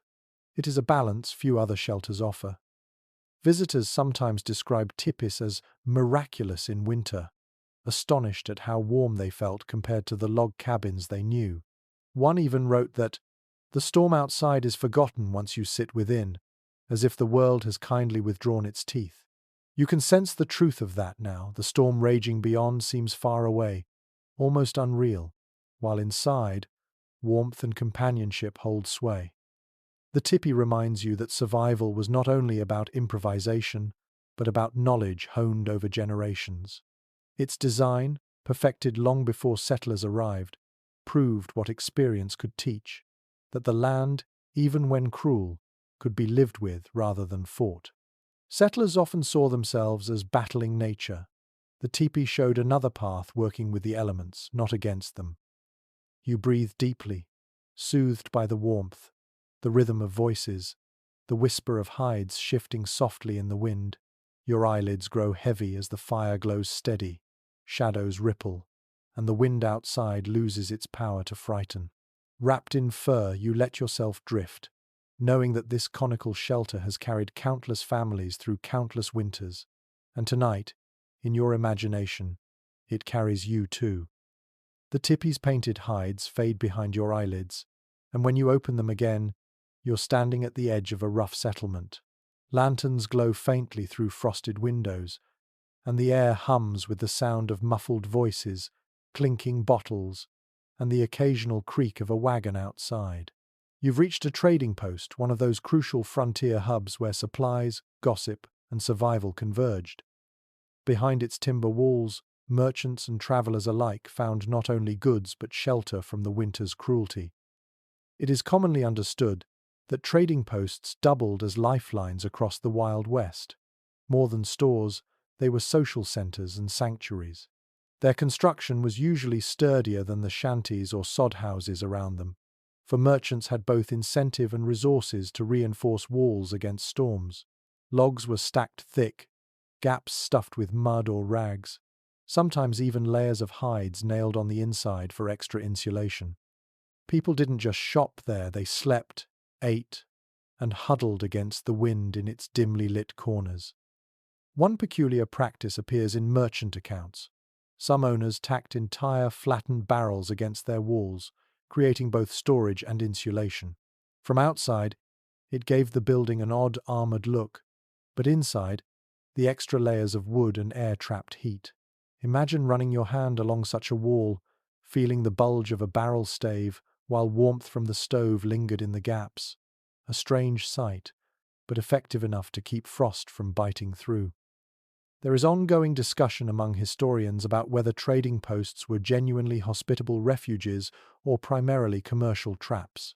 Some argue they offered genuine safety, hot meals, and fair trade to weary travelers. Others claim many exploited desperate settlers, charging high prices for basics and offering only cramped, smoky quarters in return. The truth, as usual, is a blend of both kindness and exploitation mingled like smoke in the rafters. Step through the door in your imagination. The warmth hits first, followed by the thick smell of tobacco, leather, and pine smoke. Lanterns hang from beams, their yellow glow reflecting off shelves lined with tins of coffee, sacks of flour, jars of molasses. The wooden floor is worn smooth by boots, creaking beneath your step. You brush snow from your coat and look around, feeling both relief and claustrophobia as you realize how many others have crowded into this space. The stove in the center glows red, radiating comfort. Around it, travelers cluster, boots stretched out, hands open to the heat. You hear their voices, low conversations about cattle drives, whispers of gold strikes, muttered prayers for spring. The sound is a tapestry of accents, each voice carrying stories from 100 miles of wilderness. Someone coughs, someone laughs, someone strums a battered guitar.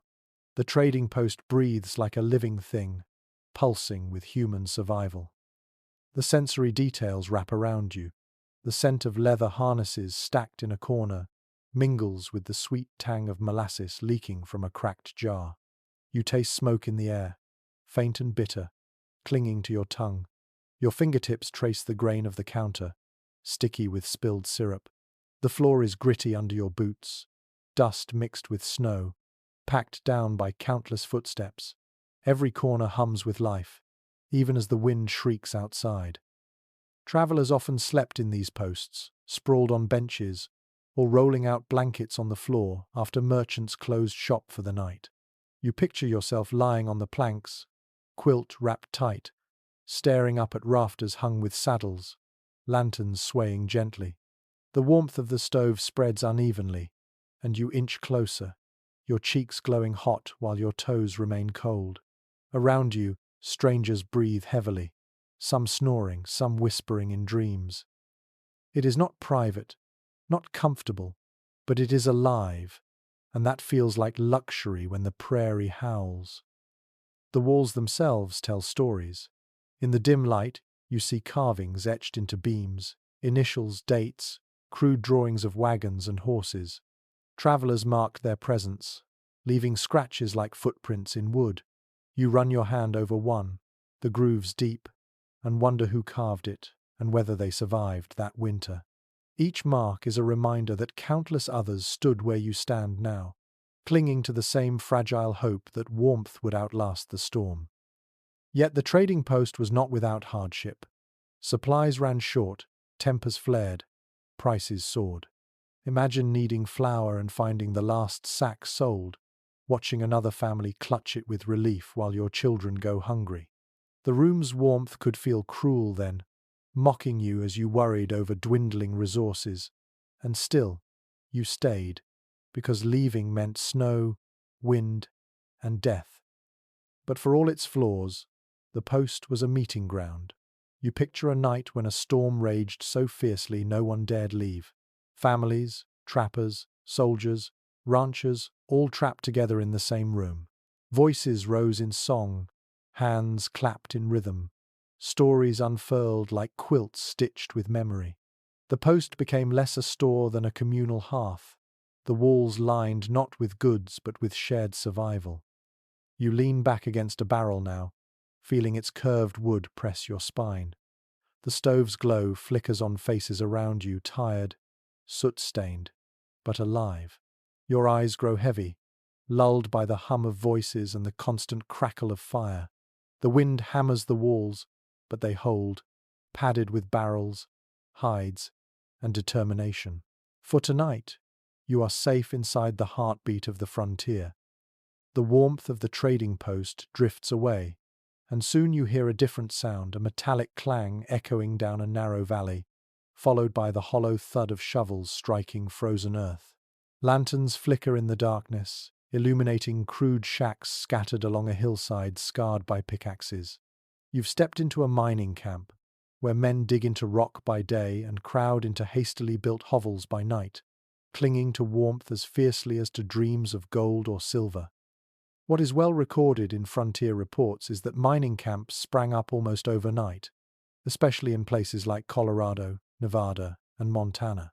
Thousands of men rushed into the mountains, building shelters from whatever scraps they could find, rough timber cut from nearby slopes, sheets of tin hammered together, or canvas patched with tar. These were not meant to last, but when winter hit, the flimsy shacks became the only line between miners and freezing death. One odd little note appears in memoirs of prospectors. Miners sometimes insulated their cabins with gunny sacks filled with sawdust. They nailed the sacks to walls or stacked them along the edges of rooms, turning refuse into insulation. It made for lumpy, unsightly interiors, but it kept the chill away better than bare boards. Imagine leaning against a wall and feeling the crunch of sawdust shifting behind coarse burlap, a strange but comforting texture. Researchers remain divided about whether mining camp housing was truly survivable or merely tolerable. Some argue these shacks, clustered close together, trapped enough warmth to see men through bitter nights. Others describe them as death traps, drafty, smoky, crawling with vermin, where pneumonia and fire claimed more lives than mining accidents. The evidence is mixed, and perhaps the truth depends on whose shack you stepped into. Picture yourself walking into one now. The door groans on rusty hinges, and you duck your head to enter. The air inside is dense with smoke from a battered stove that groans as it works, patched with wire and soot-stained clay. Tin plates and mugs clutter a rough plank table. Straw lies in heaps on the floor, serving as bedding for half a dozen men who share the space. You wrinkle your nose at the sour mix of sweat, smoke, and damp wool that clings to the air. The walls are a patchwork, rough boards nailed side by side, gaps stuffed with rags, gunny sacks, even newspapers pasted with flour paste. Your hand runs along one seam, where the paper headline still shows faintly. News of a distant election, now turned into insulation. Snow presses hard outside, but here the walls hold, thin but stubborn. Voices fill the shack. Men argue over claims, boasting of veins of silver, cursing bad luck. Laughter bursts, followed by hacking coughs. Someone plucks at a banjo, its strings twanging off-key, but the music lifts the mood. The stove crackles, spitting sparks that dance across the tin plate beneath. Each sound competes with the wind's moan seeping faintly through the seams, reminding everyone just how fragile this shelter is. The sensory details deepen. The stove radiates heat unevenly, roasting your face while your back stays cold. The straw mattress under you prickles your skin, and mice dart across it boldly, searching for crumbs. You taste the bitterness of coffee boiled too long, strong enough to make your teeth ache. Your eyes sting from smoke curling thick and low, forcing you to squint as you look around. At night, the shack becomes a chorus. Snoring rises, loud and jagged. Someone mumbles in a dream. Another coughs endlessly, the sound heavy with sickness. You pull your quilt close, nose buried for warmth, listening to the restless music of survival. The floor creaks as someone shifts, boots thudding softly. Outside, wolves prowl near the camp, their howls echoing in the narrow valley, but the noise inside drowns them out. Despite the misery, there is a peculiar sense of camaraderie here. Men share blankets, food, even jokes, knowing that together they have a better chance. One diary recalls a group of miners taking turns through the night to keep the fire alive, each man rising in his hour to feed the stove. Alone, the cold would have won. Together, they cheated it just enough. You imagine a storm night. Snow piles high against the shack, rattling its tin roof like a drum. The stove blazes, glowing red, and men crowd closer, their boots pressed nearly against it. Someone tells a tall tale of striking gold as wide as a river.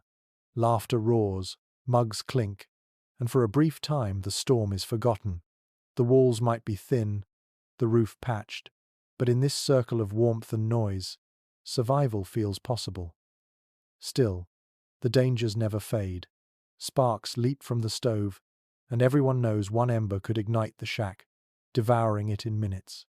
Illness spreads, and a single cough could turn deadly in such close air. Yet night after night, the shacks endure, patched again and again, testimony to the stubborn will of those who chose to dig for dreams in frozen ground. You lean back now, quilt tight, listening to the stove hum and the banjo twang faintly. Your body relaxes despite the noise and the smells, because you sense what these men must have felt, the knowledge that while flimsy, smoky, and crowded, this shack is still enough. Enough to make it through the night, enough to wake in the morning and dig again, enough to see winter bend slowly towards spring. Your eyes grow heavy. The banjo fades, the laughter softens, the stove whispers steady heat. Outside, the wind rattles the tin, but inside, you are cocooned in the rough determination of a mining camp. You drift, knowing that sometimes survival comes not from fine walls but from patched planks, stubborn hands, and the unshakable belief that tomorrow might bring gold. The racket of the mining camp recedes, and the air grows quieter. Snow falls heavily now, blanketing the prairie in white silence. In the distance, you see the faint shape of a homestead, a single roof rising from the endless flat. Smoke drifts weakly from its chimney. You trudge closer, boots sinking deep, and soon you're standing at the door of a house that looks as if it's barely holding together. Planks uneven, shutters loose, rags stuffed into cracks. This is not a miner's shack or a trapper's hut. This is the first hard winter of a family's homestead. It is widely acknowledged in pioneer letters and memoirs that the first winters were the hardest. Families often arrived late in the year, rushing to raise some form of house before the snow fell. These homes were usually incomplete, walls not yet sealed, roofs thin, chimneys draughty. The settlers had land but not yet security, and they fought the season with little more than quilts and determination. One curious detail turns up often in these accounts. Families patched gaps in their walls with whatever scraps they had: old clothing, blankets, even stuffed newspapers. One woman described sewing together strips of canvas from a wagon cover and nailing them across gaps. Another admitted to stuffing rags into cracks so tightly that her children joked their old shirts had become part of the house. Survival demanded resourcefulness down to the last scrap of fabric. Historians are still divided over whether these hardships were exaggerated later to highlight pioneer grit, or whether conditions truly were as dire as the diaries suggest. Some believe families wrote dramatic tales to underscore their eventual triumphs. Others argue the evidence of frostbitten feet, starved cattle, and abandoned claims proves the accounts were no exaggeration at all. The question lingers, a shadow over every story of survival. Step inside this rough homestead now in your imagination. The air is cold, even with a fire burning weakly in the hearth. The walls are thin, boards mismatched, and you can see your own breath as you move. Quilts hang from nails, serving as both blankets and wall coverings. Rags bulge from gaps where icy air sneaks through. The floor is rough earth, stamped flat, scattered with straw to soften the cold. You sit on a bench near the fire. The smell is a mixture of smoke, damp wool, and earth. Your fingers run along the wall, feeling the ridges of wood and the coarse patches of cloth stuffed between. The fire crackles but does not roar. Wood is scarce, and each log is burned carefully. The warmth barely reaches your toes. You curl them tight in worn boots, trying to capture the heat before it fades. Life here is stripped to essentials. The family moves slowly, bundled in coats even indoors. Children huddle beneath quilts by the fire, their cheeks flushed red. A kettle simmers faintly, its contents little more than beans and water, but the steam fills the room with comfort. The mother stitches quietly, mending a worn sleeve, while the father tends the draughty chimney again, muttering under his breath about leaks. Every hour is a struggle, every moment spent fighting the cold's relentless press. The sounds are subdued. Wind rattles shutters, moaning through cracks. Quilts rustle as children shift, whispering to one another in drowsy voices. The fire pops, sending tiny sparks upward. You hear the faint crunch of snow slipping from the roof, the creak of timbers under frost. It is a house alive with little noises, each one reminding you how fragile the structure truly is. And yet, there is resilience here. Families made do, finding ways to endure. Quilts doubled as doors, barrels were cut to line walls, straw was scattered thick beneath beds. Some even brought livestock inside at night, the warmth of cows or goats raising the temperature enough to keep frost from killing. Imagine lying in bed with a cow shifting in the corner, its breath steaming into the air. It was odd, cramped, but it worked. Neighbors, too, played a role. In some accounts, families shared what they had: an extra quilt, a few logs of wood, a sack of flour. The sense of community, even among scattered homesteads, meant survival could be shared. Picture a knock at the door in the middle of a storm, a neighbor staggering in with windburned cheeks, collapsing by the fire with grateful sighs. The house, draughty as it was, became a beacon in the frozen dark. You can imagine the feelings of the first winter: fear, exhaustion, determination. Each day began with chores that never ended: chopping wood, patching cracks, cooking meager meals, drying boots by the fire. Each night ended with prayers for warmth, whispered in the dim glow of embers. The cold was not just outside. It pressed against every seam, reminding the family constantly of how thin the line between survival and failure truly was. The sensory world wraps tightly around you, the scratch of wool against your skin, the rough straw poking through quilts stuffed with rags, the taste of thin bean stew, warm but bland, clinging to your tongue, the smell of damp earth, never entirely masked by smoke, and through it all, the sound of your own breath, loud in the cold stillness. Yet even in hardship, there were small joys, a story told by firelight, a hymn sung softly in the night, a child's laughter at a joke whispered under blankets.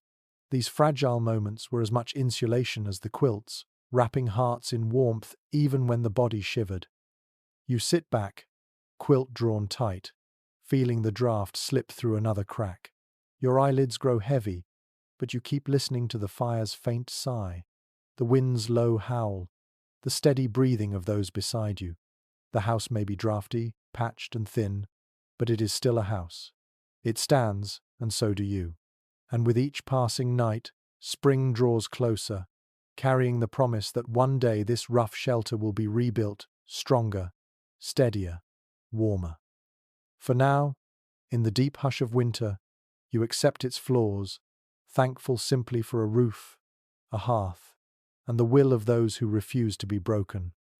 The draughty homestead settles into memory as you wander on, and in its place rises the creak of wagon wheels, the clatter of nails on wood, and the sharp scent of sawdust. Before you lies something remarkable. Neat stacks of lumber, bundles of shingles, crates stamped with distant city names. You've arrived at a spot where the railroad has delivered a miracle of modern convenience. A prefabricated house, ordered by catalogue, arriving piece by piece to be nailed together on the frontier. It is well recorded that by the 1872nd and 1882nd, mail-order homes began to spread across the American West. Companies advertised entire house kits, shipped by rail in sections, complete with instructions and nails. For families who had survived a first brutal winter in a soddy or dugout, the arrival of these prefabs was like stepping from one century into another. Within weeks, rough cabins could be replaced by sturdier, more comfortable houses. A charming detail appears in advertisements from the time. Some kits even included decorative trim and glass windows, luxuries unthinkable in earlier shelters. Imagine unpacking a crate on the prairie and pulling out gingerbread trim for your eaves, a whimsical touch against the stark emptiness of snow and wind. Neighbors must have stared in wonder at houses that looked almost elegant amid endless sod roofs and patched shanties. Specialists continue to debate how common these prefab homes truly were. Some argue they remained rare, accessible only to wealthier settlers near rail lines. Others suggest they spread widely, becoming a symbol of progress in even remote regions. Letters and photographs provide glimpses, but the scale remains uncertain. What is clear is the sense of pride and relief these homes inspired when they did appear. Imagine opening the crates yourself. Boards, cut to size, lie neatly stacked. Windows gleam faintly under layers of straw packing. Bundles of shingles give off the resinous scent of pine. Instructions, simple sketches, printed in fading ink, tell you where each piece should go. You and your neighbors lift beams, hammer planks, nail walls together. The rhythm of hammers echoes across the prairie, steady and hopeful. The structure rises quickly. Walls align neatly, corners tight. A roof slopes overhead, shedding snow instead of sagging beneath it. Shutters swing open and closed, their edges snug. Glass windows reflect the pale light, frost tracing lace-like patterns across their panes. When you step inside, you feel the difference immediately.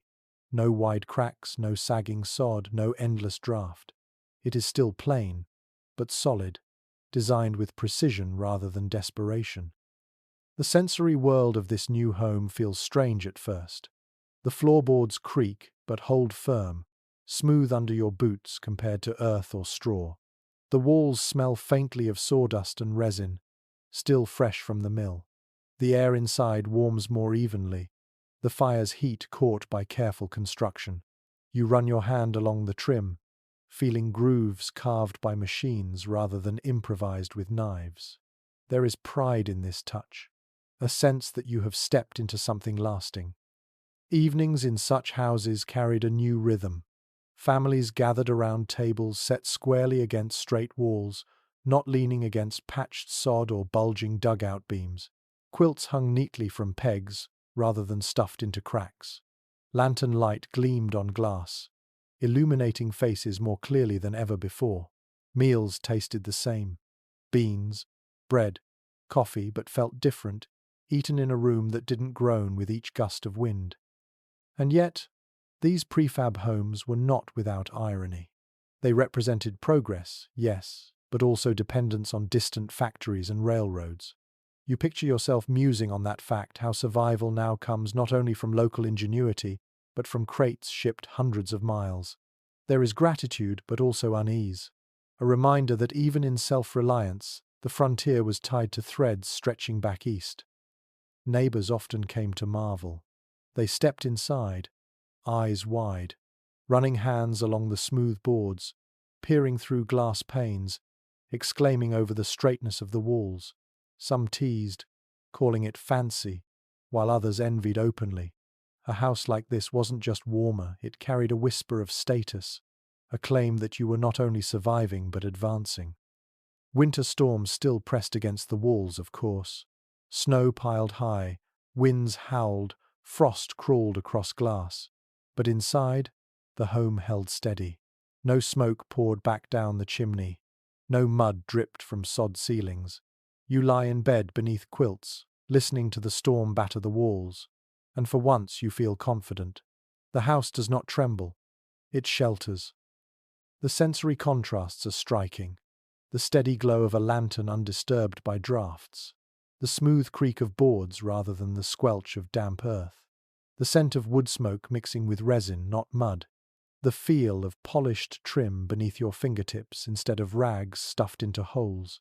It is all new, all strangely luxurious, even though the home itself remains simple. As you settle into this prefab structure in your imagination, you feel both comfort and awe. Comfort, because the cold no longer claws quite so hard. Awe, because in just days you went from sod and straw to something that feels like civilization. You close your eyes, quilt drawn up, listening to the faint hum of wind outside while inside, warmth lingers steady. You realize that for many settlers, these houses marked not only survival but arrival, the moment when the frontier began to feel like home rather than exile. And as you drift towards sleep, you feel the pride they must have felt. The satisfaction of walls built square, roofs holding firm, and windows gleaming faintly in the firelight. The wilderness has not been conquered. Not yet, but here, in your prefabricated refuge, you have carved out a corner of it to call your own.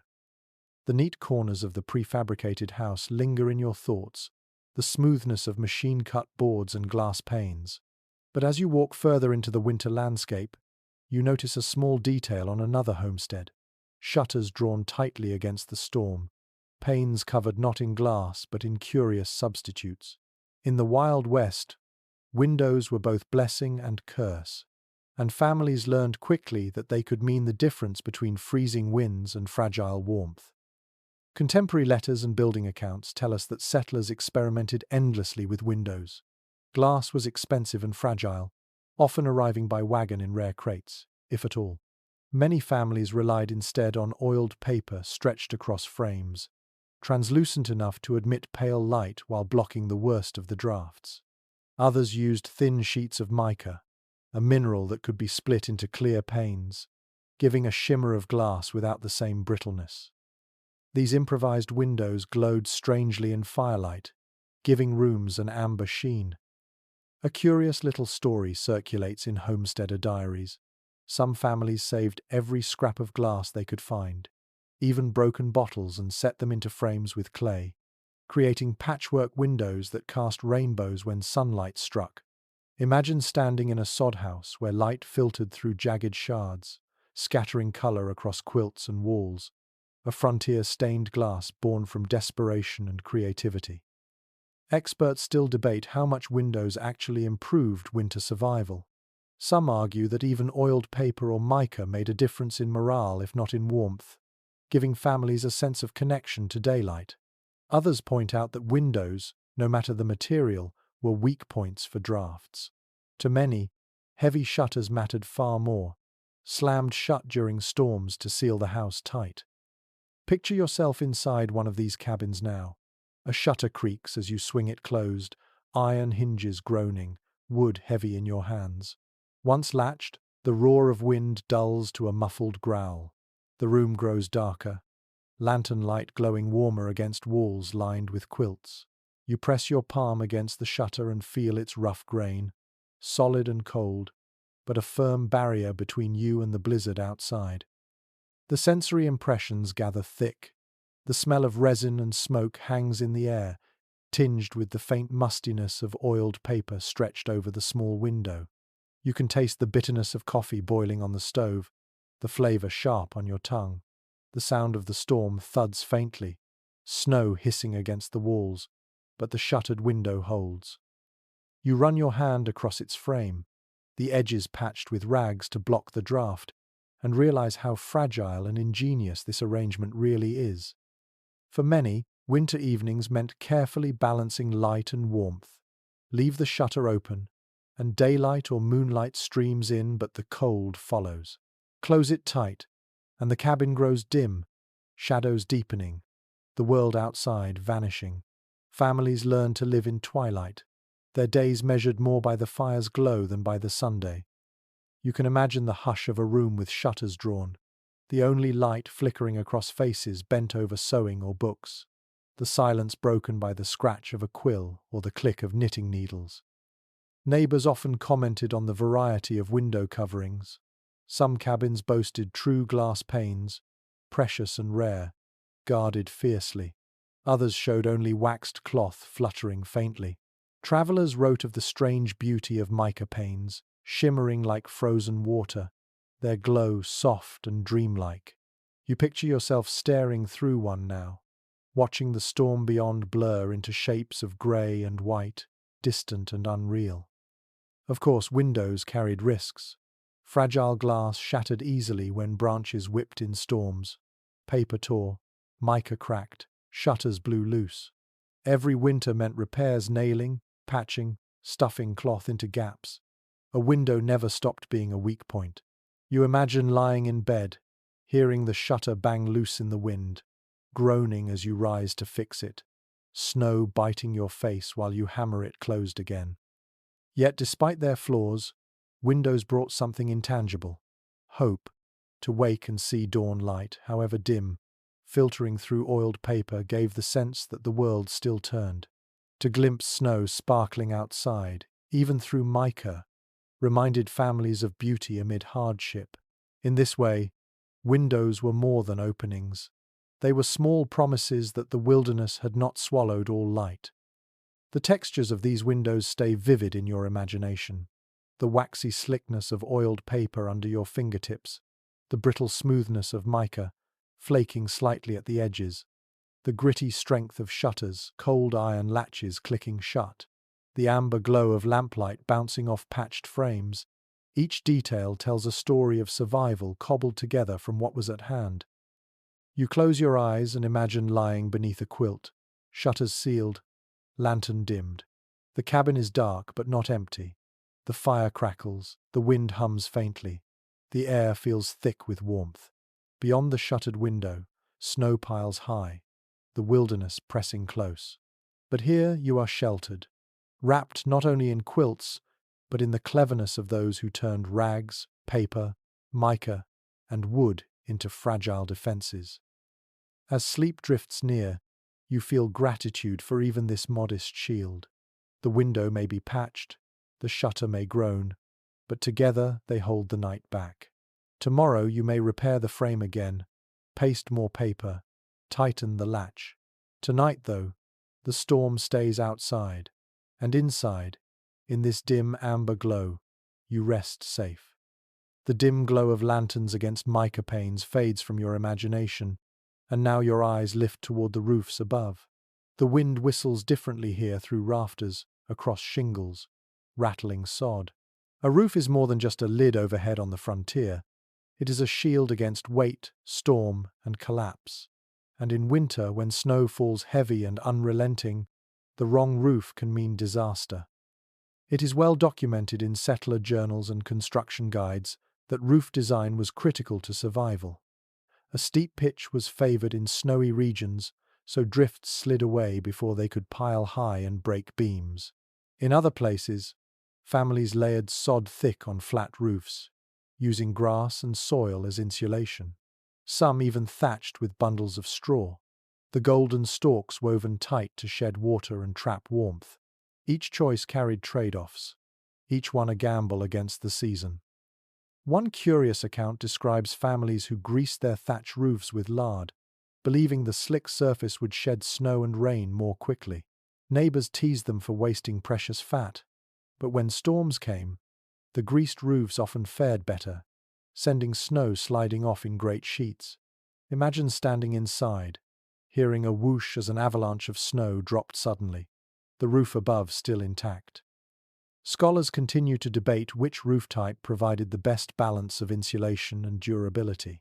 Some argue sod roofs, despite leaks and rodents, kept homes far warmer. Others maintain that steep shingle or plank roofs, though colder, were safer in heavy snows. The evidence is mixed, reflecting the variety of climates and materials across the West.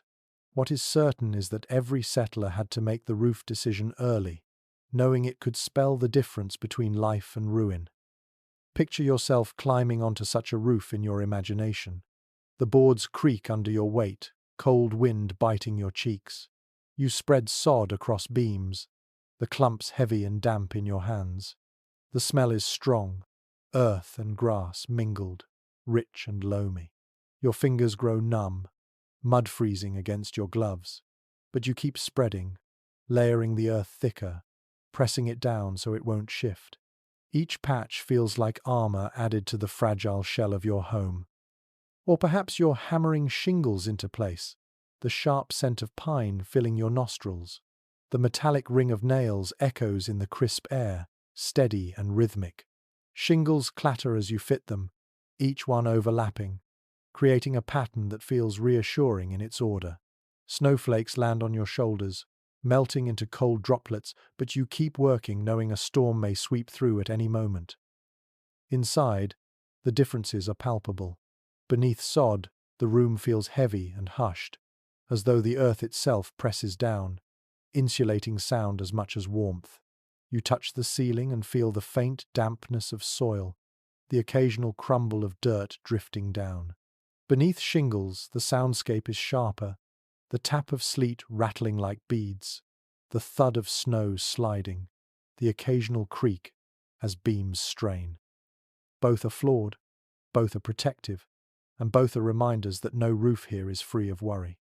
Families often told stories of roofs failing in storms. One diary recalls a sod roof sagging so low under snow that the family spent the night propping beams with broom handles to keep it from caving. Another describes shingles ripped away in gales, leaving holes that had to be patched with quilts nailed across them until spring. The sound of a roof failing was every settler's nightmare, the sharp crack of timber, the sudden roar of snow tumbling inside. You imagine lying in bed, heart racing, as you hear that ominous groan above your head. But roofs were not only defense, they were also places of small, strange beauty. Children sometimes played on sod roofs in summer, lying among wildflowers sprouting there, their laughter drifting down into the house below. Women climbed ladders to spread quilts across shingles, sun-bleaching fabric in the open air. In winter, icicles hung from eaves, glittering in moonlight like daggers of glass. Even in hardship, roofs gave families moments of wonder. The textures remain vivid in your mind. The rough scratch of straw thatch brushing your hands, the cool smoothness of pine shingles, the gritty crumble of sod between your fingers, the smell of earth, resin, and frozen air mingling together. the sound of sleet drumming overhead, like impatient fingers on a drum. Each detail reminds you that the roof was both a shield and a fragile experiment, tested daily by a sky that showed no mercy. At night, you lie beneath it, quilt wrapped tight, listening to every sound. A creak makes you tense, a thud makes you hold your breath. When snow slides away, you sigh with relief. When silence holds too long, you worry it is building weight ready to collapse. And yet, through the long months, the roof endures. Imperfect, patched, flawed, but it endures. And as your eyelids grow heavy, you think of the families who lay beneath these roofs, whispering prayers that the beams would hold, dreaming of spring when the burden above would finally melt away. You too breathe slowly, listening to the storm overhead, trusting that for this night at least, the roof will not fail. The groan of snow-laden roofs lingers in your thoughts as you step into another kind of frontier experiment, not in walls or ceilings, but in the very bones of a home. The Wild West was a place where people built with whatever they had, and sometimes what they had was neither logs nor sod, but stone. You find yourself standing before a small cottage of rough grey blocks, its walls uneven, its chimney rising stoutly, a stone house heavy, immovable, stubborn against the wind. Contemporary accounts confirm that settlers who found themselves near quarries or rocky hillsides often turned to stone when wood was scarce. The material was durable, fireproof, and resistant to the endless chewing of wind. Unlike sod, it did not sag or rot. Unlike logs, it did not creak or shrink. A stone home, once built, promised permanence, at least in theory. An unusual detail appears in the journals of one Nebraska homesteader. He wrote of mixing clay and ashes into the mortar, claiming it made the joints tighter against frost. Neighbors laughed at him, but his cottage remained standing when others cracked in deep freezes. Imagine the smell of ash-laced mortar as it was smeared between stones, sharp and smoky even as it hardened into strength. Scholars remain divided over how practical stone houses really were in the West. Some argue they were marvels of insulation, holding steady warmth once heated. Others insist they were too cold to begin with, taking hours of fire just to push back the chill of thick walls. Even today, debates linger about whether stone was a wise choice or a romantic folly carried over from Europe. Step inside with your imagination. The air feels cool, heavy, almost damp. Your boots echo slightly on a stone floor, and the sound reverberates oddly in the small space. The walls loom thick around you, rough to the touch, grains of grit rubbing against your fingertips. They smell faintly of dust and minerals, earthy and enduring. At the center burns a fire in a stout hearth, the flames licking upward, heat radiating but never quite reaching the corners. You sit close to the blaze, quilt draped around your shoulders. The stone behind you chills your back even as the fire warms your face. This duality defines life here. The walls strong, immovable, but reluctant to share their heat. It takes patience, long hours of stoking and tending before warmth seeps deep into the room. When it finally does, though, it lingers, the stones radiating back what they have absorbed, a slow, steady release through the long night. The sensory details sharpen. The crackle of fire echoes against stone, louder than in wood cabins. Shadows ripple up the walls, distorted by uneven surfaces. The air smells richer here, smoke mingled with the mineral tang of stone and damp mortar. You taste the faint grit of dust stirred up by your own movements. Every sense tells you this house is different, less yielding, more ancient than the timber and sod shelters scattered across the plains. Families who lived in stone cottages often noted both their blessings and their curses. Leaks were rare, collapse unlikely, but when frost crept in, it lingered. Some settlers complained that their walls wept water, condensation dripping in rivulets when fires finally warmed the rooms. You picture yourself lying awake, quilt tight, listening to the slow drip-drip of water-down stone, each drop a reminder that even solid walls cannot banish the elements entirely. Children sometimes played games with the stones, counting their ridges, tracing shapes in their uneven patterns. Women decorated walls with quilts or whitewash, trying to brighten the grey heaviness. Men took pride in the permanence, pointing out that their homes would still stand when wood cabins rotted. And indeed, many stone houses did endure, relics on the landscape long after sod roofs crumbled away. Yet the effort to build one was immense. Stones had to be hauled, shaped, stacked with care. Mortar had to be mixed and reapplied constantly. The work was backbreaking, far more so than cutting logs or stacking sod. You imagine your hands raw from lifting, your back aching from bending, your breath clouding in the cold air as you struggle to shape permanence from stubborn rock. Still, the psychological comfort mattered. Families spoke of feeling safer, stronger, less at the mercy of wind and fire. Sitting in a stone house during a blizzard gave a sense of fortress-like stability. Outside, snow might swirl high, but inside, the walls stood silent and unyielding. You lean against them now in your imagination, their rough texture pressing into your shoulder, and feel a steadiness that seeps deeper than warmth. At night, the cottage glows with firelight, its walls flickering with orange and gold. The sound of the storm outside seems muffled, subdued by thickness. You sip coffee from a tin cup, the warmth spreading through you as the stones radiate slowly.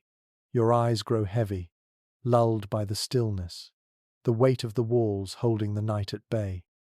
The roof may still creak, the chimney may still smoke, but the stone itself endures. And as you drift to sleep in this imagined cottage, you sense what settlers must have felt, that among all the fragile shelters of the frontier, this one might truly outlast them, a stubborn monument to human persistence etched in rock. The grey solidity of stone fades behind your eyelids, and when you open them again, you are walking through a settlement where no single family lives alone. The sound of many voices drifts in the cold night air, children calling, women laughing, the rhythmic hum of hymn-like singing. Lamps glow behind many windows clustered close together.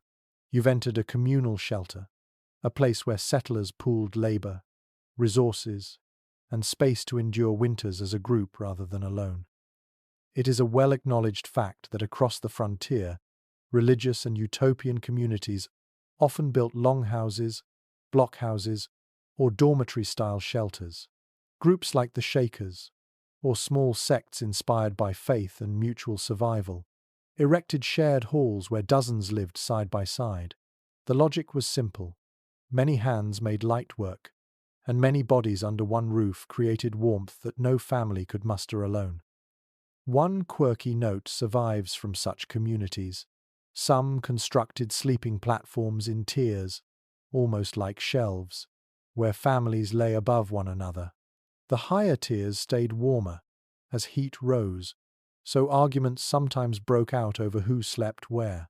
Imagine clambering up a ladder to your shelf, quilt bundled in your arms, laughing nervously as you found yourself stacked above neighbors like loaves of bread. There is continuing scholarly debate about whether communal living on the frontier fostered harmony or bred conflict.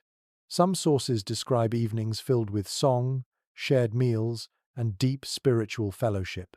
Others recall quarrels, jealousy, and constant irritation from the lack of privacy. Historians note that the line between sanctuary and pressure cooker was thin, and winter could push even the most cooperative souls to their limits. Picture yourself entering one of these great halls now. The door swings wide, and a rush of warm air envelops you. The scent of stew, smoke, and dozens of bodies hits at once. The space is wide but crowded. Long tables stretched down the center, benches on either side, a massive stove glowing at one end. Lanterns hang from rafters, their light bouncing off beams that creak faintly with the wind. The murmur of voices fills every corner, a constant low tide of sound. You find a spot near the stove. The warmth radiates across your face, and you pull the quilt tighter as you watch families bustling around you. Women stir kettles, children run in circles, men repair boots or mend tools by lantern light. The floorboards vibrate with footsteps, every movement amplified by the shared space. Privacy does not exist here. Instead, there is a shared rhythm, a communal heartbeat. The sensory details are rich. The air smells of wood smoke mixed with cabbage stew and the faint sourness of damp wool drying near the stove. Your ears catch laughter, then a baby's cry, then the sound of someone strumming a hymn on a fiddle. Your fingertips brush the rough grain of the long bench beneath you, sticky with spilled broth. Your mouth tastes salt and warmth as you sip from a tin mug passed your way. Every sense tells you that survival here is crowded, noisy, but undeniably human. At night, the hall transforms. Quilts are spread across platforms and benches. Lanterns are dimmed, shadows rising like curtains. The sounds shift, no longer lively conversation, but snores, whispers, restless shifting. You lie shoulder to shoulder with neighbors, the quilt barely enough to shield you from the press of elbows. Above you, others shift on higher bunks, their weight creaking the beams. The air is stuffy, thick with the breath of dozens, and yet you feel strangely reassured. You are not alone in the dark. Communal life offered protection in storms. When roofs leaked, everyone patched together. When wood ran low, the strongest men cut more as others tended fires. When sickness struck, neighbors shared remedies and watched over one another's children. You picture a night when snow piled so high against doors they could not be opened. Instead of despair, the hall filled with singing, voices rising until the storm outside seemed irrelevant. The walls might shake, but the spirit inside held firm. Of course, tensions brewed as well. Quarrels flared over chores, over noise, over space. Someone's cough kept others awake. Someone's boots smelled worse than the rest.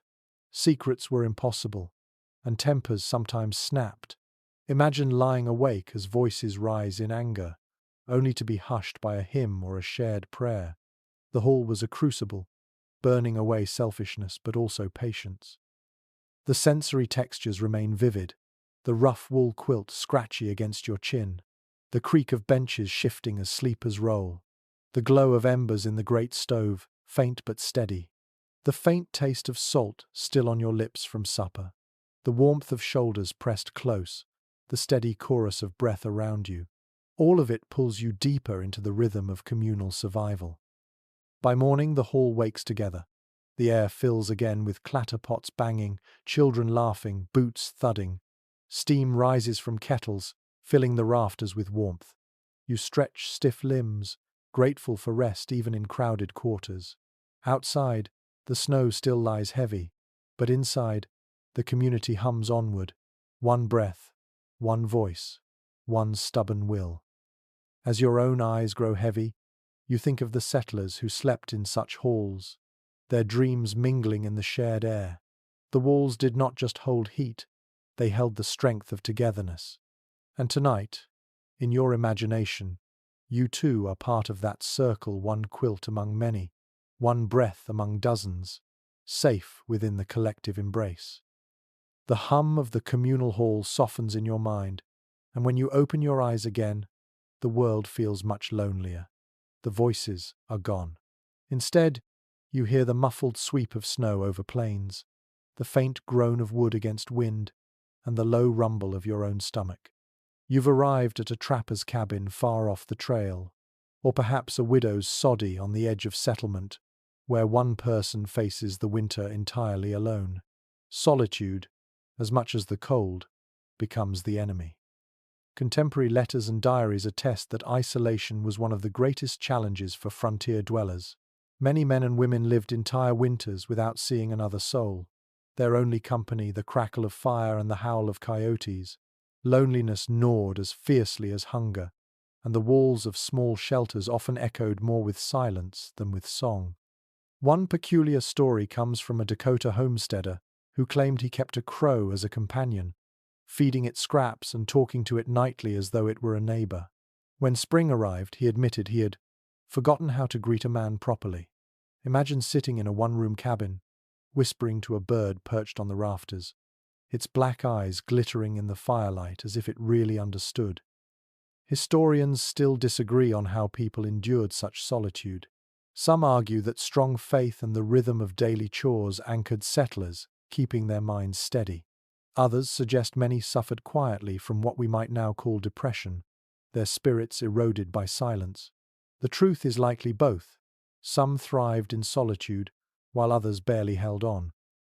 Picture yourself now in one of those solitary shelters. The room is small, the roof low, the walls lined with rough sod or logs. A single stove burns weakly, and the only sound is its occasional crackle. You sit alone at a crude table, quilt wrapped tight around your shoulders, staring at a tin plate scraped clean of supper. Your breath feels loud in the stillness. Each shift of your body echoes as though the walls themselves are listening. The sensory details are sharp because nothing distracts you. The smell of smoke lingers heavy, clinging to every surface. The taste of coffee is bitter, metallic from the tin mug. The floor beneath your boots is gritty, dust and straw crunching faintly as you move. The silence hums in your ears, broken only by wind rattling shutters or snow slipping from the roof. Every small sensation seems magnified because there is nothing else to fill the void. Nights are the hardest. You lie on a straw mattress, quilt pulled close, and hear the creak of the roof timbers, the distant howl of wolves. Each sound makes you flinch, because you know no one else will rise to check the door, no one else will bank the fire if it goes out. You stare into the dark, listening to your own heart thud, and realize how much comfort other people's breathing once brought. To fight the emptiness, settlers turn to rituals. Some read the same passages of scripture aloud each night, their voices steadying them. Others wrote letters they could not yet send, filling page after page with thoughts as though speaking to distant family. A few carved notches into beams, marking each day survived. You imagine taking a knife to the wall, scratching another line, the sound sharp in the quiet proof that you are still here. And sometimes, imagination itself became company. One journal describes a woman setting extra plates at her table, speaking aloud as if her family was still alive. Another man admitted to singing entire conversations, assigning parts to the wind and to himself. It seems strange, almost desperate, but when you are alone for months, even pretend voices can feel like salvation. Yet solitude had its strange beauties too. Without noise, settlers noticed details. Others missed the way frost spread delicate lace across window frames, the exact pitch of wind against shingles, the smell of fresh snow as it drifted through cracks. You picture yourself standing in the doorway, wrapped in a quilt, staring out at a moonlit plain so silent it seems sacred. For a moment, the loneliness feels less like punishment and more like communion. Still, the dangers were real. Injury could mean death with no one to fetch help. Illness could steal strength before spring arrived. Fires could start, and with no neighbor to douse them, everything could vanish in minutes. You lie awake at night, imagining each possibility, heart heavy, with the knowledge that survival rests only on your own vigilance. The textures of solitude remain vivid, the scratch of your quilt, the uneven straw poking through the mattress, the bitter taste of stew eaten in silence, the heavy stillness pressing on your ears until you almost crave the noise of a crowded bunkhouse again, the flicker of firelight across walls that never change, night after night. And yet, as you sit in this lonely cabin of your imagination, you feel a strange resilience. There is no one else to bank the fire, so you do it. No one else to haul wood, so you rise and do it. No one else to watch the door, so you keep watch. Each act of survival becomes a statement. I endure. The silence, while heavy, also whispers a truth that you are capable of standing against it. As your eyelids grow heavy, you imagine what solitary settlers must have dreamed, of neighbors returning, of spring thaw, of laughter filling the silence. You too drift toward that dream, quilt pulled close, heart steadying against the quiet. Alone, yes, but not defeated. In the vast hush of winter, you are still here, and sometimes that is victory enough. The silence of that solitary cabin softens in your mind, and gradually another sound rises, a steady pounding of hooves on frozen ground, bells jingling faintly, men calling out to one another. You turn and see a line of covered wagons, canvas stretched tight over bent ribs of wood, snow dusting the tops like sugar on bread. These wagons, rolling shelters of wood and cloth, often became winter homes when settlers were caught between destinations. It is well established that wagon trains sometimes halted for months when snowstorms trapped them. Instead of building permanent cabins, families lived directly in their wagons, clustering them in circles for protection. The canvas was waterproofed with oil or wax, and quilts were hung along the inside to trap warmth. Floors were layered with straw or animal hides. Fragile as they were, these moving homes carried families through blizzards when there was no time or strength to construct anything else. A curious anecdote comes from one emigrant's diary, describing how children drew faces on the frosted canvas walls with their fingers, laughing as breath fogged the air inside. She wrote that, "Our wagon felt like a cave of frost, beautiful and terrible at once. You can almost picture the tiny drawings, smiling shapes etched in ice crystals that melted by morning, only to reappear with the next freeze." There is disagreement among historians about whether wagons were ever truly adequate as winter homes.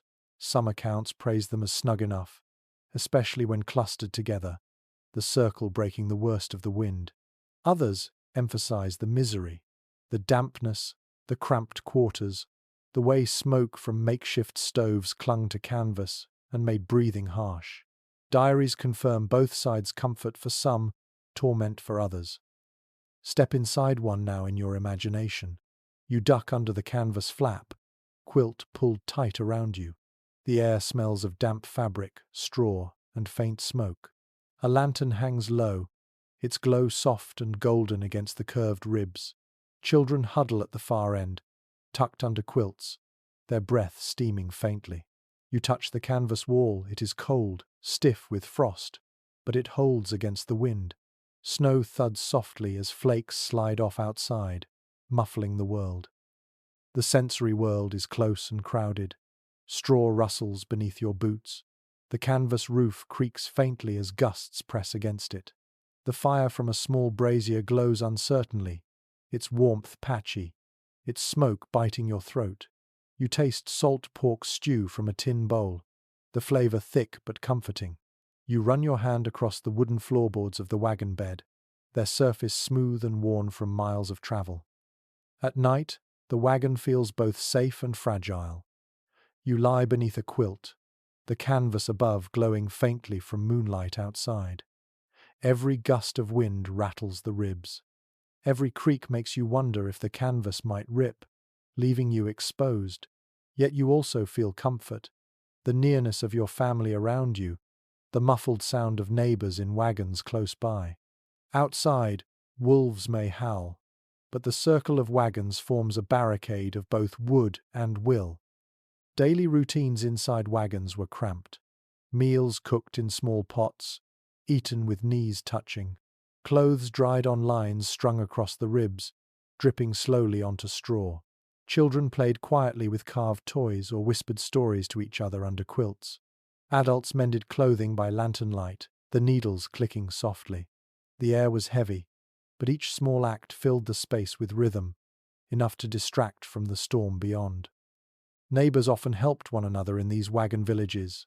Men shoveled paths between wagons, piling snow high to act as extra walls. Women shared food, trading flour for beans, molasses for coffee. Children ran from wagon to wagon, squealing with laughter despite the cold, their cheeks red, their mittens stiff with frost. A circle of wagons became not just shelter but a temporary town, a fragile bubble of humanity in the wilderness. Yet dangers were constant. Fires could spread quickly, canvas igniting with terrifying speed. Smoke filled the small spaces, leaving eyes stinging and lungs aching.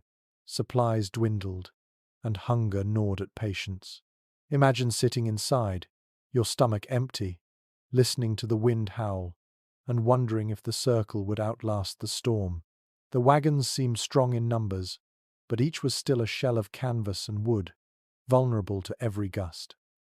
Still, There were moments of warmth. Songs rose from one wagon, carried softly through the canvas to others. A fiddle scraped out a tune, children hummed along, and the circle felt almost festive despite the storm. You imagine lying on your straw mattress, hearing music drift through frosted walls, smiling faintly even as you shivered. Hope, like heat, travelled from wagon to wagon, sustaining the camp. The textures linger in your mind. The rough weave of canvas under your palm, stiff with frost. The sharp tang of smoke on your tongue. The creak of wagon wheels shifting slightly as snow piled against them. The flicker of lantern light across curved ribs, casting shadows that swayed like branches. Each detail reminds you how fragile and yet how stubborn these shelters were. As you close your eyes now, quilt pulled tight, you picture yourself inside one of those canvas caves, huddled with family, listening to the storm pound outside. The wagons groan, the canvas rattles, but the circle holds. Tomorrow may bring hunger, repairs, or more snow, but tonight, the lantern still glows, the stew still warms, and the laughter of children still lingers. And that is enough. You drift, comforted by the knowledge that even canvas stretched thin could become a fortress, so long as hearts within it beat together. The circle of covered wagons fades, their canvas flaps glowing faintly in memory, and now you hear a different rhythm, boots clattering on planks, the sharp ring of a hammer against iron, the low rumble of voices echoing off canyon walls. You've come to a frontier town, hurried into existence by gold, silver, cattle, or the railroad. Here, winter shelters were not scattered sod huts or lonely dugouts, but hastily built hotels, boarding houses, and clapboard saloons, all meant to house bodies and bustle even when the snow pressed deep. It is well documented in town records that these structures rose almost overnight. Lumber was dragged in by wagon or shipped on the rails, and within days, whole rows of false front buildings lined muddy streets. Behind the facades, though, interiors were crude plank walls with gaps stuffed by rags, roofs patched with tar paper, stoves that smoked as often as they warmed. Yet they offered something rare on the frontier: company, light, and the illusion of permanence. A curious detail crops up in the memoir of a Kansas shopkeeper. Boarding houses often crammed 3 or 4 men into one bed, their boots still on, because warmth mattered more than dignity. Strangers woke tangled together, grumbling but alive. The keeper dryly noted that the surest guarantee of winter survival was the smell of another man's socks beside you. You can almost feel the awkwardness of rolling over, quilt tugged tight, your neighbor's elbow in your ribs, but thankful still for the shared heat. Historians still debate whether these town shelters were genuinely safer than isolated homesteads. Some argue they provided better resources, wood deliveries, communal stoves, doctors nearby. Others emphasize that disease spread quickly in crowded quarters, fires tore through towns like matches on straw, and tempers flared easily when so many souls were jammed together. The truth, like the town itself, was rough, noisy, and uneven. Step inside one now in your imagination. You push open a creaking door, and a wave of heat and noise greets you. The air is thick with tobacco smoke, kerosene fumes, and the scent of unwashed wool. Voices rise in argument and laughter. A stove glows red in the corner, its iron belly rattling as someone feeds it another log. Light spills from lanterns, reflecting on plank walls nailed hastily but standing firm. You find a bunk in a corner. The straw mattress crunches beneath you, and you pull the quilt tighter as boots stomp around the room. The smell is overwhelming: sweat, damp leather, stale beer, but the warmth seeps into your bones. You run your hand along the wall, feeling rough splinters catch your fingertips. Smoke curls thick, stinging your eyes. But you breathe it in anyway, grateful to be out of the biting wind. The sensory noise is endless. Laughter bursts from a card game at a nearby table. Mugs clatter, a piano bangs out a ragged tune in the saloon below. Boots scrape against floorboards, chairs creak, someone snores already, dead asleep despite the din. The floor trembles faintly with every gust outside, but the walls hold, and that is all that matters. At night, these town shelters grew wilder. In some, songs and fiddle tunes filled the air until dawn. In others, arguments turned to brawls, fists slamming against walls, voices shouting curses that echoed into the night. You imagine lying in your bunk, half asleep, quilt pulled over your head, listening to a scuffle break out across the room. The noise is unnerving, but in its own way, it is comforting proof that you are not alone in the vast winter dark. Meals were often communal, eaten at long tables in boarding houses or saloons. Plates of beans, bread, and salted meat were shoveled out quickly, washed down with strong coffee or stronger whiskey. The taste was rough, sometimes bitter with soot from poorly kept stoves, but the act of eating together gave men and women alike a sense of belonging. You picture yourself chewing tough bread, laughing at a stranger's joke, your voice joining the chorus of tired, hungry, hopeful survivors. The dangers of town life remained ever present. Fires started easily. One tipped lantern could consume half a block in minutes. Disease swept quickly through crowded rooms, coughs spreading faster than winter winds. Violence simmered beneath the surface, quarrels fueled by drink or desperation. Yet despite all this, people flocked to towns in winter, preferring noisy imperfection to silent isolation. The textures of town shelters remain sharp in your mind. The sticky grain of tables, scarred by knives and spilled ale. The prickling itch of straw poking through thin mattresses. The clatter of boots above your head in an upstairs bunkhouse. The flicker of lamplight on plastered cracks stuffed with rags. Each detail speaks of a world patched together in haste, but alive with resilience. Imagine drifting to sleep in such a place. The stove hums steady, voices murmur into silence, and snores rise like waves. Outside, snow piles against clapboard walls, muffling the world.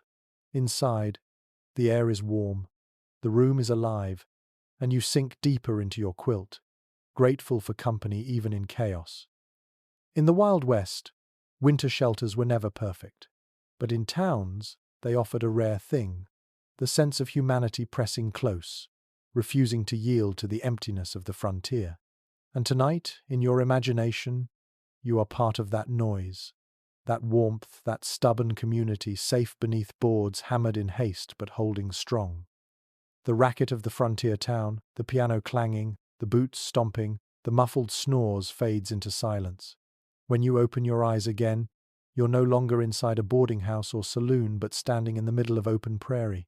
The horizon is a sheet of white, the air sharp as needles in your lungs. There are no trees, no hills, no stones to shape into walls, only endless grassland, now frozen stiff.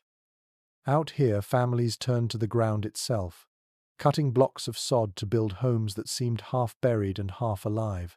The soddy part hut, part cave, was one of the most iconic shelters of the West. It is widely recorded in homestead applications and letters that sod houses were especially common across Nebraska, Kansas, and the Dakotas, where timber was scarce but prairie grass ran deep. Settlers cut thick rectangles of turf, roots and soil clinging together, and stacked them like bricks. Roofs were layered the same way, sometimes with brush or canvas beneath to catch falling dirt. It was messy, crude, and damp, but it kept the wind out, and in winter, that was enough. An unusual detail often noted in diaries is that prairie flowers sometimes sprouted from sod roofs come spring. Families told of waking to daisies nodding above their heads, roots dangling faintly through cracks. Children laughed at petals dropping into their porridge. Imagine lying beneath a quilt in winter, staring up at the ceiling, already knowing it would bloom with wildflowers when the snow melted. There is still discussion among historians about whether soddies were truly effective against the cold. Some argue they provided excellent insulation, their thick walls holding warmth like ovens once a fire was built. Others insist they were damp, drafty, and riddled with pests. Letters reveal both sides. One woman praised hers as the warmest house I have known, while another called hers a kennel for mice and snakes. Perhaps both were right, depending on how carefully the walls were cut and stacked. Step inside a soddy now in your imagination. The ceiling is low, the walls dark and uneven, roots dangling in tufts. You run your hand along the wall and feel grit crumble into your palm, cold and damp. The air smells strongly of earth and smoke, a heavy scent that clings to your clothes. The floor beneath you is bare ground, covered in straw that rustles under each step. Above, smoke creeps uncertainly toward a crude chimney hole, leaving the air thick, your eyes watering. You sit on a rough bench near the fire. Heat radiates, but the walls still breathe cold, the damp pressing against your back. Your quilt feels almost essential here, wrapped tight as a second skin. Children huddle close, their laughter muffled as they chase each other in the confined space. Their footsteps thud softly, absorbed by soil. Every sound is dulled, as though you're deep underground. The sensory details weigh on you. You taste grit when you sip from your tin cup, dust shaken loose from the ceiling. You smell damp roots, mingling with beans simmering in a pot. You hear the faint squeak of a mouse in the straw, scurrying bold and unashamed. You feel the constant coolness of the earth pressing in, reminding you that this house is less built than carved from the living prairie. Yet for all its flaws, the soddy carries its own kind of comfort. Storm winds batter the prairie outside, but here you barely hear them. Snow piles high, but the walls hold steady, immovable. The soddy is heavy, rooted, less a house than a bunker. You lean into that heaviness, knowing that while it may never feel truly clean or dry, it will not blow away in the night. Families tried to brighten these earthen caves. Whitewash painted on the walls gave a faint glow, though it quickly chipped. Newspapers were pasted up as decoration, their headlines still legible, turning walls into patchwork reading material. Quilts were hung for color, adding both beauty and insulation. Imagine a child tracing letters on a newspaper wall by firelight, learning to read while wind howled beyond the sod. Still, dangers lurked. Roofs sagged under heavy snow, dripping water steadily. Insects and snakes sometimes crept down from rafters, and the dampness invited illness coughs that lingered, fevers that burned in air too moist and stagnant. Families endured because they had no choice, patching holes, chasing mice, sweeping out dirt each morning. The soddy was not loved, but it was endured. And yet, some looked back fondly. One woman wrote that though her soddy was dark and dirty, it was also the place where her children laughed, where neighbors shared coffee, where she felt safest in storms. She called it a palace of mud. Perhaps the memory of survival turned hardship into affection, or perhaps there really was a strange beauty in living inside the earth itself. As you lie on the straw mattress in your imagination, quilt tight, you hear the muffled crackle of the fire, the squeak of mice, the faint drip of water from the roof. The air is heavy, but the wind cannot reach you. Your eyes grow heavy, lulled by the stillness, by the sense of being buried just enough to outlast the night. You drift towards sleep, understanding what families must have felt, that even in dampness, in darkness, in dirt, the soddy stood as a stubborn promise that people could coax shelter from nothing but grass and soil. And tonight, within its earthen embrace, so do you. The damp weight of the soddy walls fades, and when you blink again you see a different kind of frontier shelter, one not for settlers chasing land or gold, but for travelers caught between destinations. A lone stagecoach station squats at a crossroads, its rough signs swinging in the wind, lantern light spilling faintly from a window. These way stations, scattered across the West, were built less for comfort than for necessity. Yet in the dead of winter, even a drafty station offered more hope than the frozen open trail. Stage stations were essential along routes where horses had to be changed and passengers rested briefly. It is well recorded that these buildings were crude, often little more than log or adobe huts hastily erected by stage companies. A stable for horses stood nearby, and a single common room housed passengers and drivers alike. Straw on the floor served as bedding, and meals were basic beans, bacon, coffee, and little else. But to a traveller numb with cold, these stations were lifelines. One peculiar anecdote comes from a passenger's memoir. At some stations, beds were nothing more than rawhide strips stretched across wooden frames. He described lying on one and feeling the hide creak and sag, like trying to sleep on a drum. You can imagine the sound each time someone shifted, the rawhide groaning beneath their weight, while the cold crept up from the floor. Scholars continue to debate whether these stations were reasonably dependable or notoriously miserable. Some argue they provided steady shelter and hot food, enough to keep travelers alive through brutal journeys. Others emphasize the filth vermin in the straw, smoke choking the small rooms, and prices higher than most could afford. The truth, as so often, likely lies somewhere in between. Step inside one now in your imagination.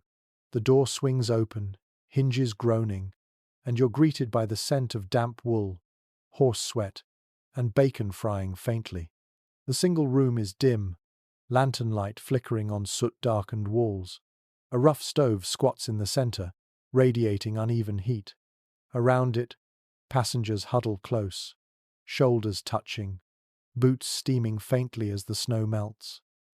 You sit on a bench, quilt draped over your lap. The wood creaks beneath you, splintering slightly at the edges.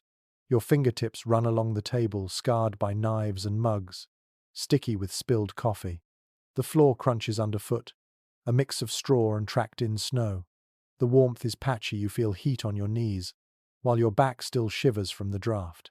Yet compared to the howling wind outside, this feels like luxury. The sounds are constant. The fire pops loudly, sending sparks against the stove walls. Horses stamp in the stable outside, their hooves thudding, breath steaming in the cold night. Inside, voices murmur low complaints about the journey, curses at the weather, a driver telling a tall tale while others chuckle wearily.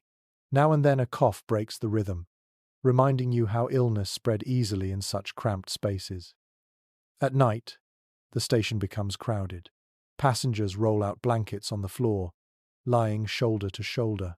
Some stretch out on benches, others settle uneasily into rawhide bunks. Snores rise almost immediately, mingling with the faint hiss of snow against shutters. You pull your quilt tighter, straw rustling beneath you, the scent of horses and smoke still thick in the air. Sleep comes slowly, but it comes, because exhaustion outweighs discomfort. Meals, though plain, carried their own comfort. A bowl of beans, a slab of bacon, bread hardened but still edible, these filled bellies and lifted spirits. Coffee boiled strong, bitter enough to jolt weary travellers awake. You imagine lifting a tin cup to your lips, the metal hot, the taste harsh but welcome. For a moment, warmth spreads through your body, and you almost forget the misery of the road. Travellers often wrote of the fellowship born in such places. Strangers, pressed together by circumstance, shared stories, songs, even laughter. A merchant might tell tales of the city, a rancher of cattle drives, a soldier of distant forts. The small room became a patchwork of voices, each one weaving a thread of humanity into the bleak winter night. You picture yourself leaning back, listening, eyes half closed as the murmur of voices and the crackle of the fire blend into a lullaby. But dangers lingered here too. Fires sometimes roared out of control, consuming stations in minutes. Supplies ran short, leaving travellers with empty plates. And bandits, knowing these stops were vulnerable, occasionally raided, leaving fear in their wake. Each night carried a mix of relief and unease, safety always shadowed by risk. The sensory textures linger in your mind. The rawhide bunk sagging beneath you, rough and sticky with age, the bitterness of strong coffee scalding your tongue, the acrid smell of smoke hanging thick, clinging to quilts and coats, the flickering light of lanterns casting restless shadows across tired faces. Each detail reminds you that survival here was less about comfort than endurance. And yet, as you lie back now in your imagination, quilt tight, the stove humming faintly, you understand what travellers must have felt. that even in filth and crowding, the stage station was still a blessing. It was walls against the wind, fire against the frost, human voices against the loneliness of the open prairie. Your eyes grow heavy as the fire's glow softens, voices fade, and the snow outside hushes the world. You sink deeper into your quilt, grateful for this crude sanctuary, knowing that come morning the journey will continue, but tonight you are sheltered. The crowded stage station dims in memory, its smoke-stained walls fading until you hear only the crackle of firewood and the deep hush of falling snow. Ahead of you now rises something more substantial, more carefully shaped, a log house, the kind families built once they had survived a few winters and could spare the time to cut, notch, and stack timber properly.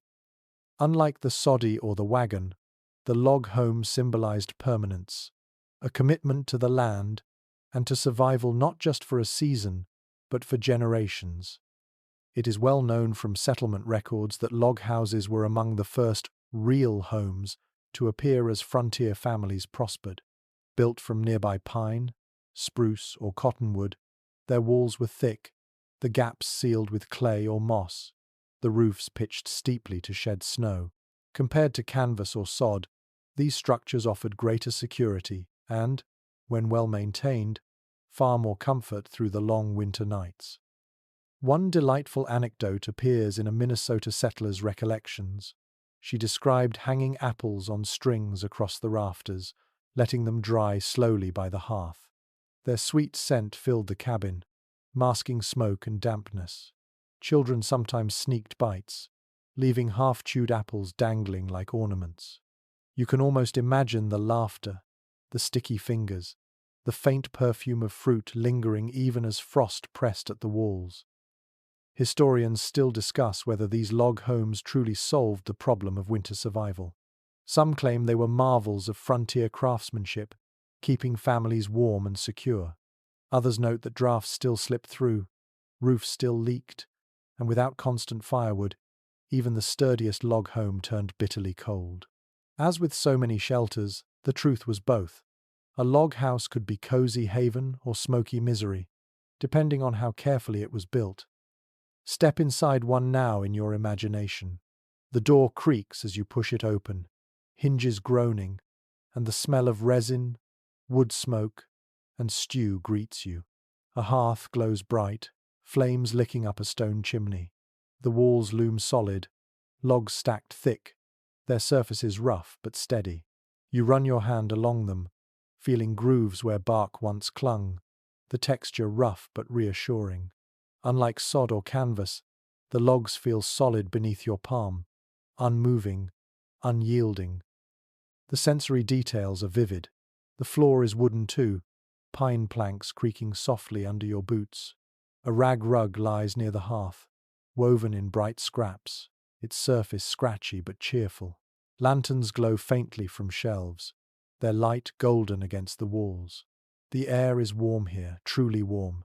Not just near the fire, but throughout the room, held steady by the thick logs. You taste stew heavy with beans and pork, the flavor rich, filling your belly with warmth that spreads outward. At night, the cabin becomes intimate.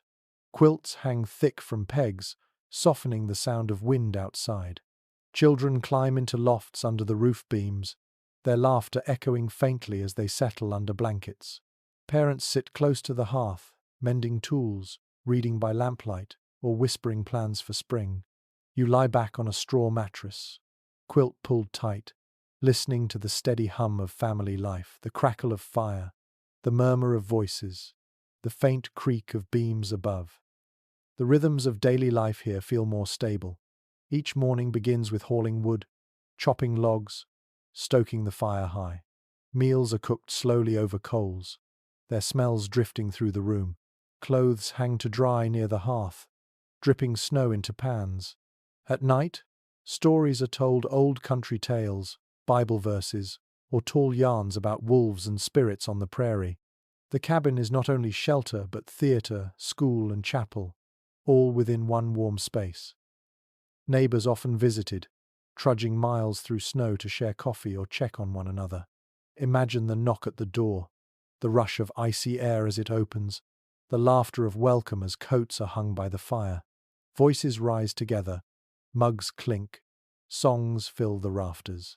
The cabin, already sturdy, becomes stronger still through companionship. Yet the dangers never fully disappear. Fires sparked from chimneys catching roofs. Logs shrank over years, leaving cracks where wind whistled through. Rodents crept into corners, gnawing at food stores. And when blizzards struck, even the stoutest log house groaned under the weight. Families huddled tighter then, praying beams would hold, shivering as drafts found their way in. You picture yourself lying awake, listening for the creak of roof timbers, hoping dawn will find the house still standing. The textures of this place remain rich in your mind. The rough wood of walls under your palm, the warm scratch of quilts against your chin, the taste of ash on bread toasted by the hearth, the smell of pine logs burning, mingling with the faint sweetness of drying apples, the glow of lanterns flickering across faces, softening them with light. And as you lie back now, quilt tight, the warmth of the fire steady, you understand why families dreamed of building such homes. Unlike sod huts or wagons, this was a statement: we will stay, we will endure, we will thrive here. The cabin is not just protection, it is a promise to the future. You let your eyelids grow heavy, comforted by the solidity around you. Outside, the storm still roars, but the log house holds fast. Inside, warmth wraps around you like the embrace of the very timbers themselves, a lullaby of strength, steadiness, and survival. The warmth of the log cabin still lingers in your imagination, but as you step onward in this journey through the frontier winter, you begin to notice how survival was never about one single type of shelter. Instead, it was the constant weaving together of improvisation, stubbornness, and small flashes of ingenuity. Every settler, whether tucked into a soddy, huddled under a wagon canvas, or sitting proudly inside a log house, faced the same unrelenting truth. The prairie's cold cared nothing for comfort. And so, people learned to adapt not only their walls and roofs but their very habits, layering survival strategies as carefully as they layered quilts on their beds. It is well recorded that families often transformed their shelters with seasonal rituals. In autumn, they sealed cracks with mud, clay, or even strips of cloth dipped in tallow. In early winter, they piled snow against outside walls, turning it into insulation rather than obstacle. And throughout the cold months, they shifted their daily lives closer and closer to the stove or hearth, shrinking the world into one warm corner while the rest of the house went dark. These rhythms became second nature, passed down year by year. One unusual anecdote comes from a Colorado homesteader who claimed his family slept in a single enormous bed piled with every quilt, coat, and blanket they owned. He remembered waking with his siblings' feet in his face, everyone packed together like spoons in a drawer. "We might have hated it in summer," he wrote, "but in winter it kept us alive." You can imagine the muffled giggles under layers of wool, the warmth of body heat pressed so close that for once the wind outside seemed far away. Experts remain divided on whether these communal strategies truly lessened hardship or simply made the suffering more bearable. Some argue that small tricks like hanging damp sheets near the stove to trap sparks or lining walls with newspapers saved countless lives. Others suggest the difference was mostly psychological.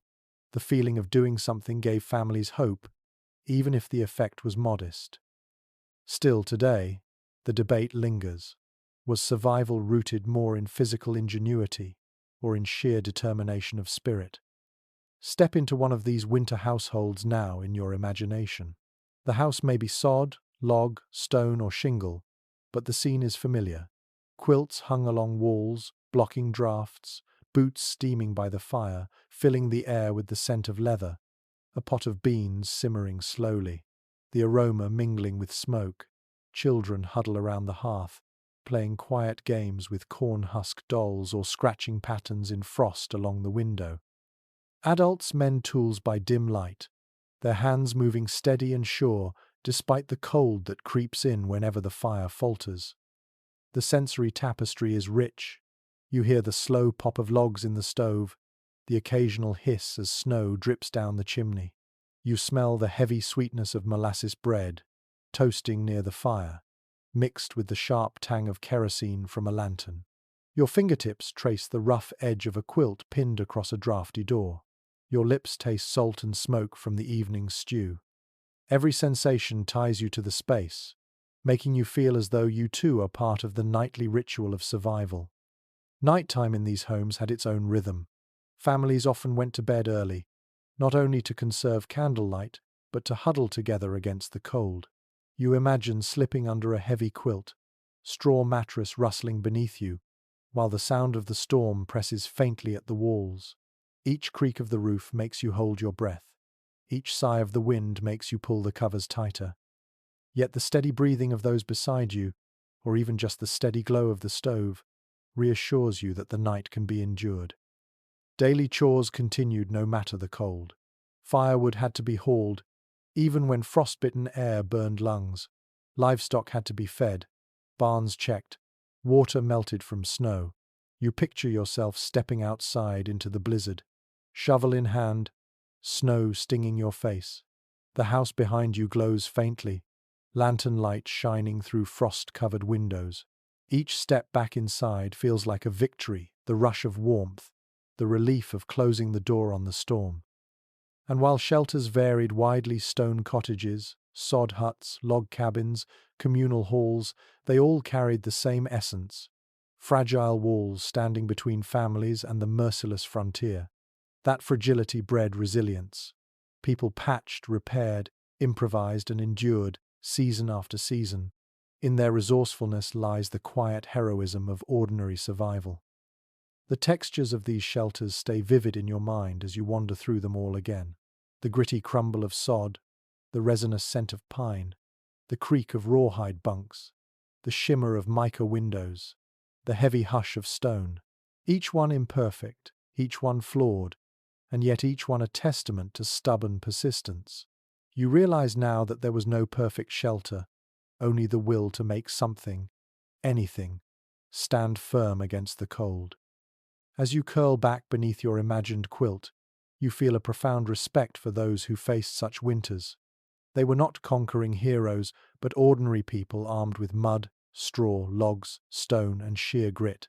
Their shelters may not have been pretty, but they were proof that survival was possible in a land that seemed determined to break them. And as your breathing slows, you too settle into that truth. That survival is rarely about grand gestures. It is about patching the cracks, banking the fire, pulling the quilt closer, and finding warmth in whatever form it comes, be it sod walls, wagon canvas, or the body heat of family packed close. And now, dear listener, it is time to let go of the noise of history and sink softly into rest. The images of sod walls, log beams, stone cottages, and flickering lanterns can begin to fade, like the embers of a fire slowly dimming in the hearth. You've walked through the long winters of the Wild West, felt the sting of wind on your cheeks, smelled smoke curling in cramped rooms, and heard the quiet determination of voices refusing to be silenced by snow. But all of that can settle now, like snowfall blanketing the prairie. Each detail softens, every sharp edge smoothing into calm. Imagine yourself inside the warmest of those shelters, a place with sturdy walls, a steady fire, and quilts piled high. Outside, the storm still rages, but its roar is muffled by thick walls. Inside, there is only the slow crackle of firewood and the deep comfort of safety. Your breath grows slower, deeper, in rhythm with the quiet pulse of the night. With each exhale, you release the cold and the hardship. With each inhale, you gather warmth and peace. The prairie fades, the settlers' struggles drift into the distance, and what remains is only the calm assurance that even the harshest winters can be endured. So let yourself drift now, gently, into sleep. Picture the lantern's glow dimming, quilts wrapping tighter, the storm far away. You are safe, you are warm, and the night will carry you smoothly into dreams. Sweet dreams.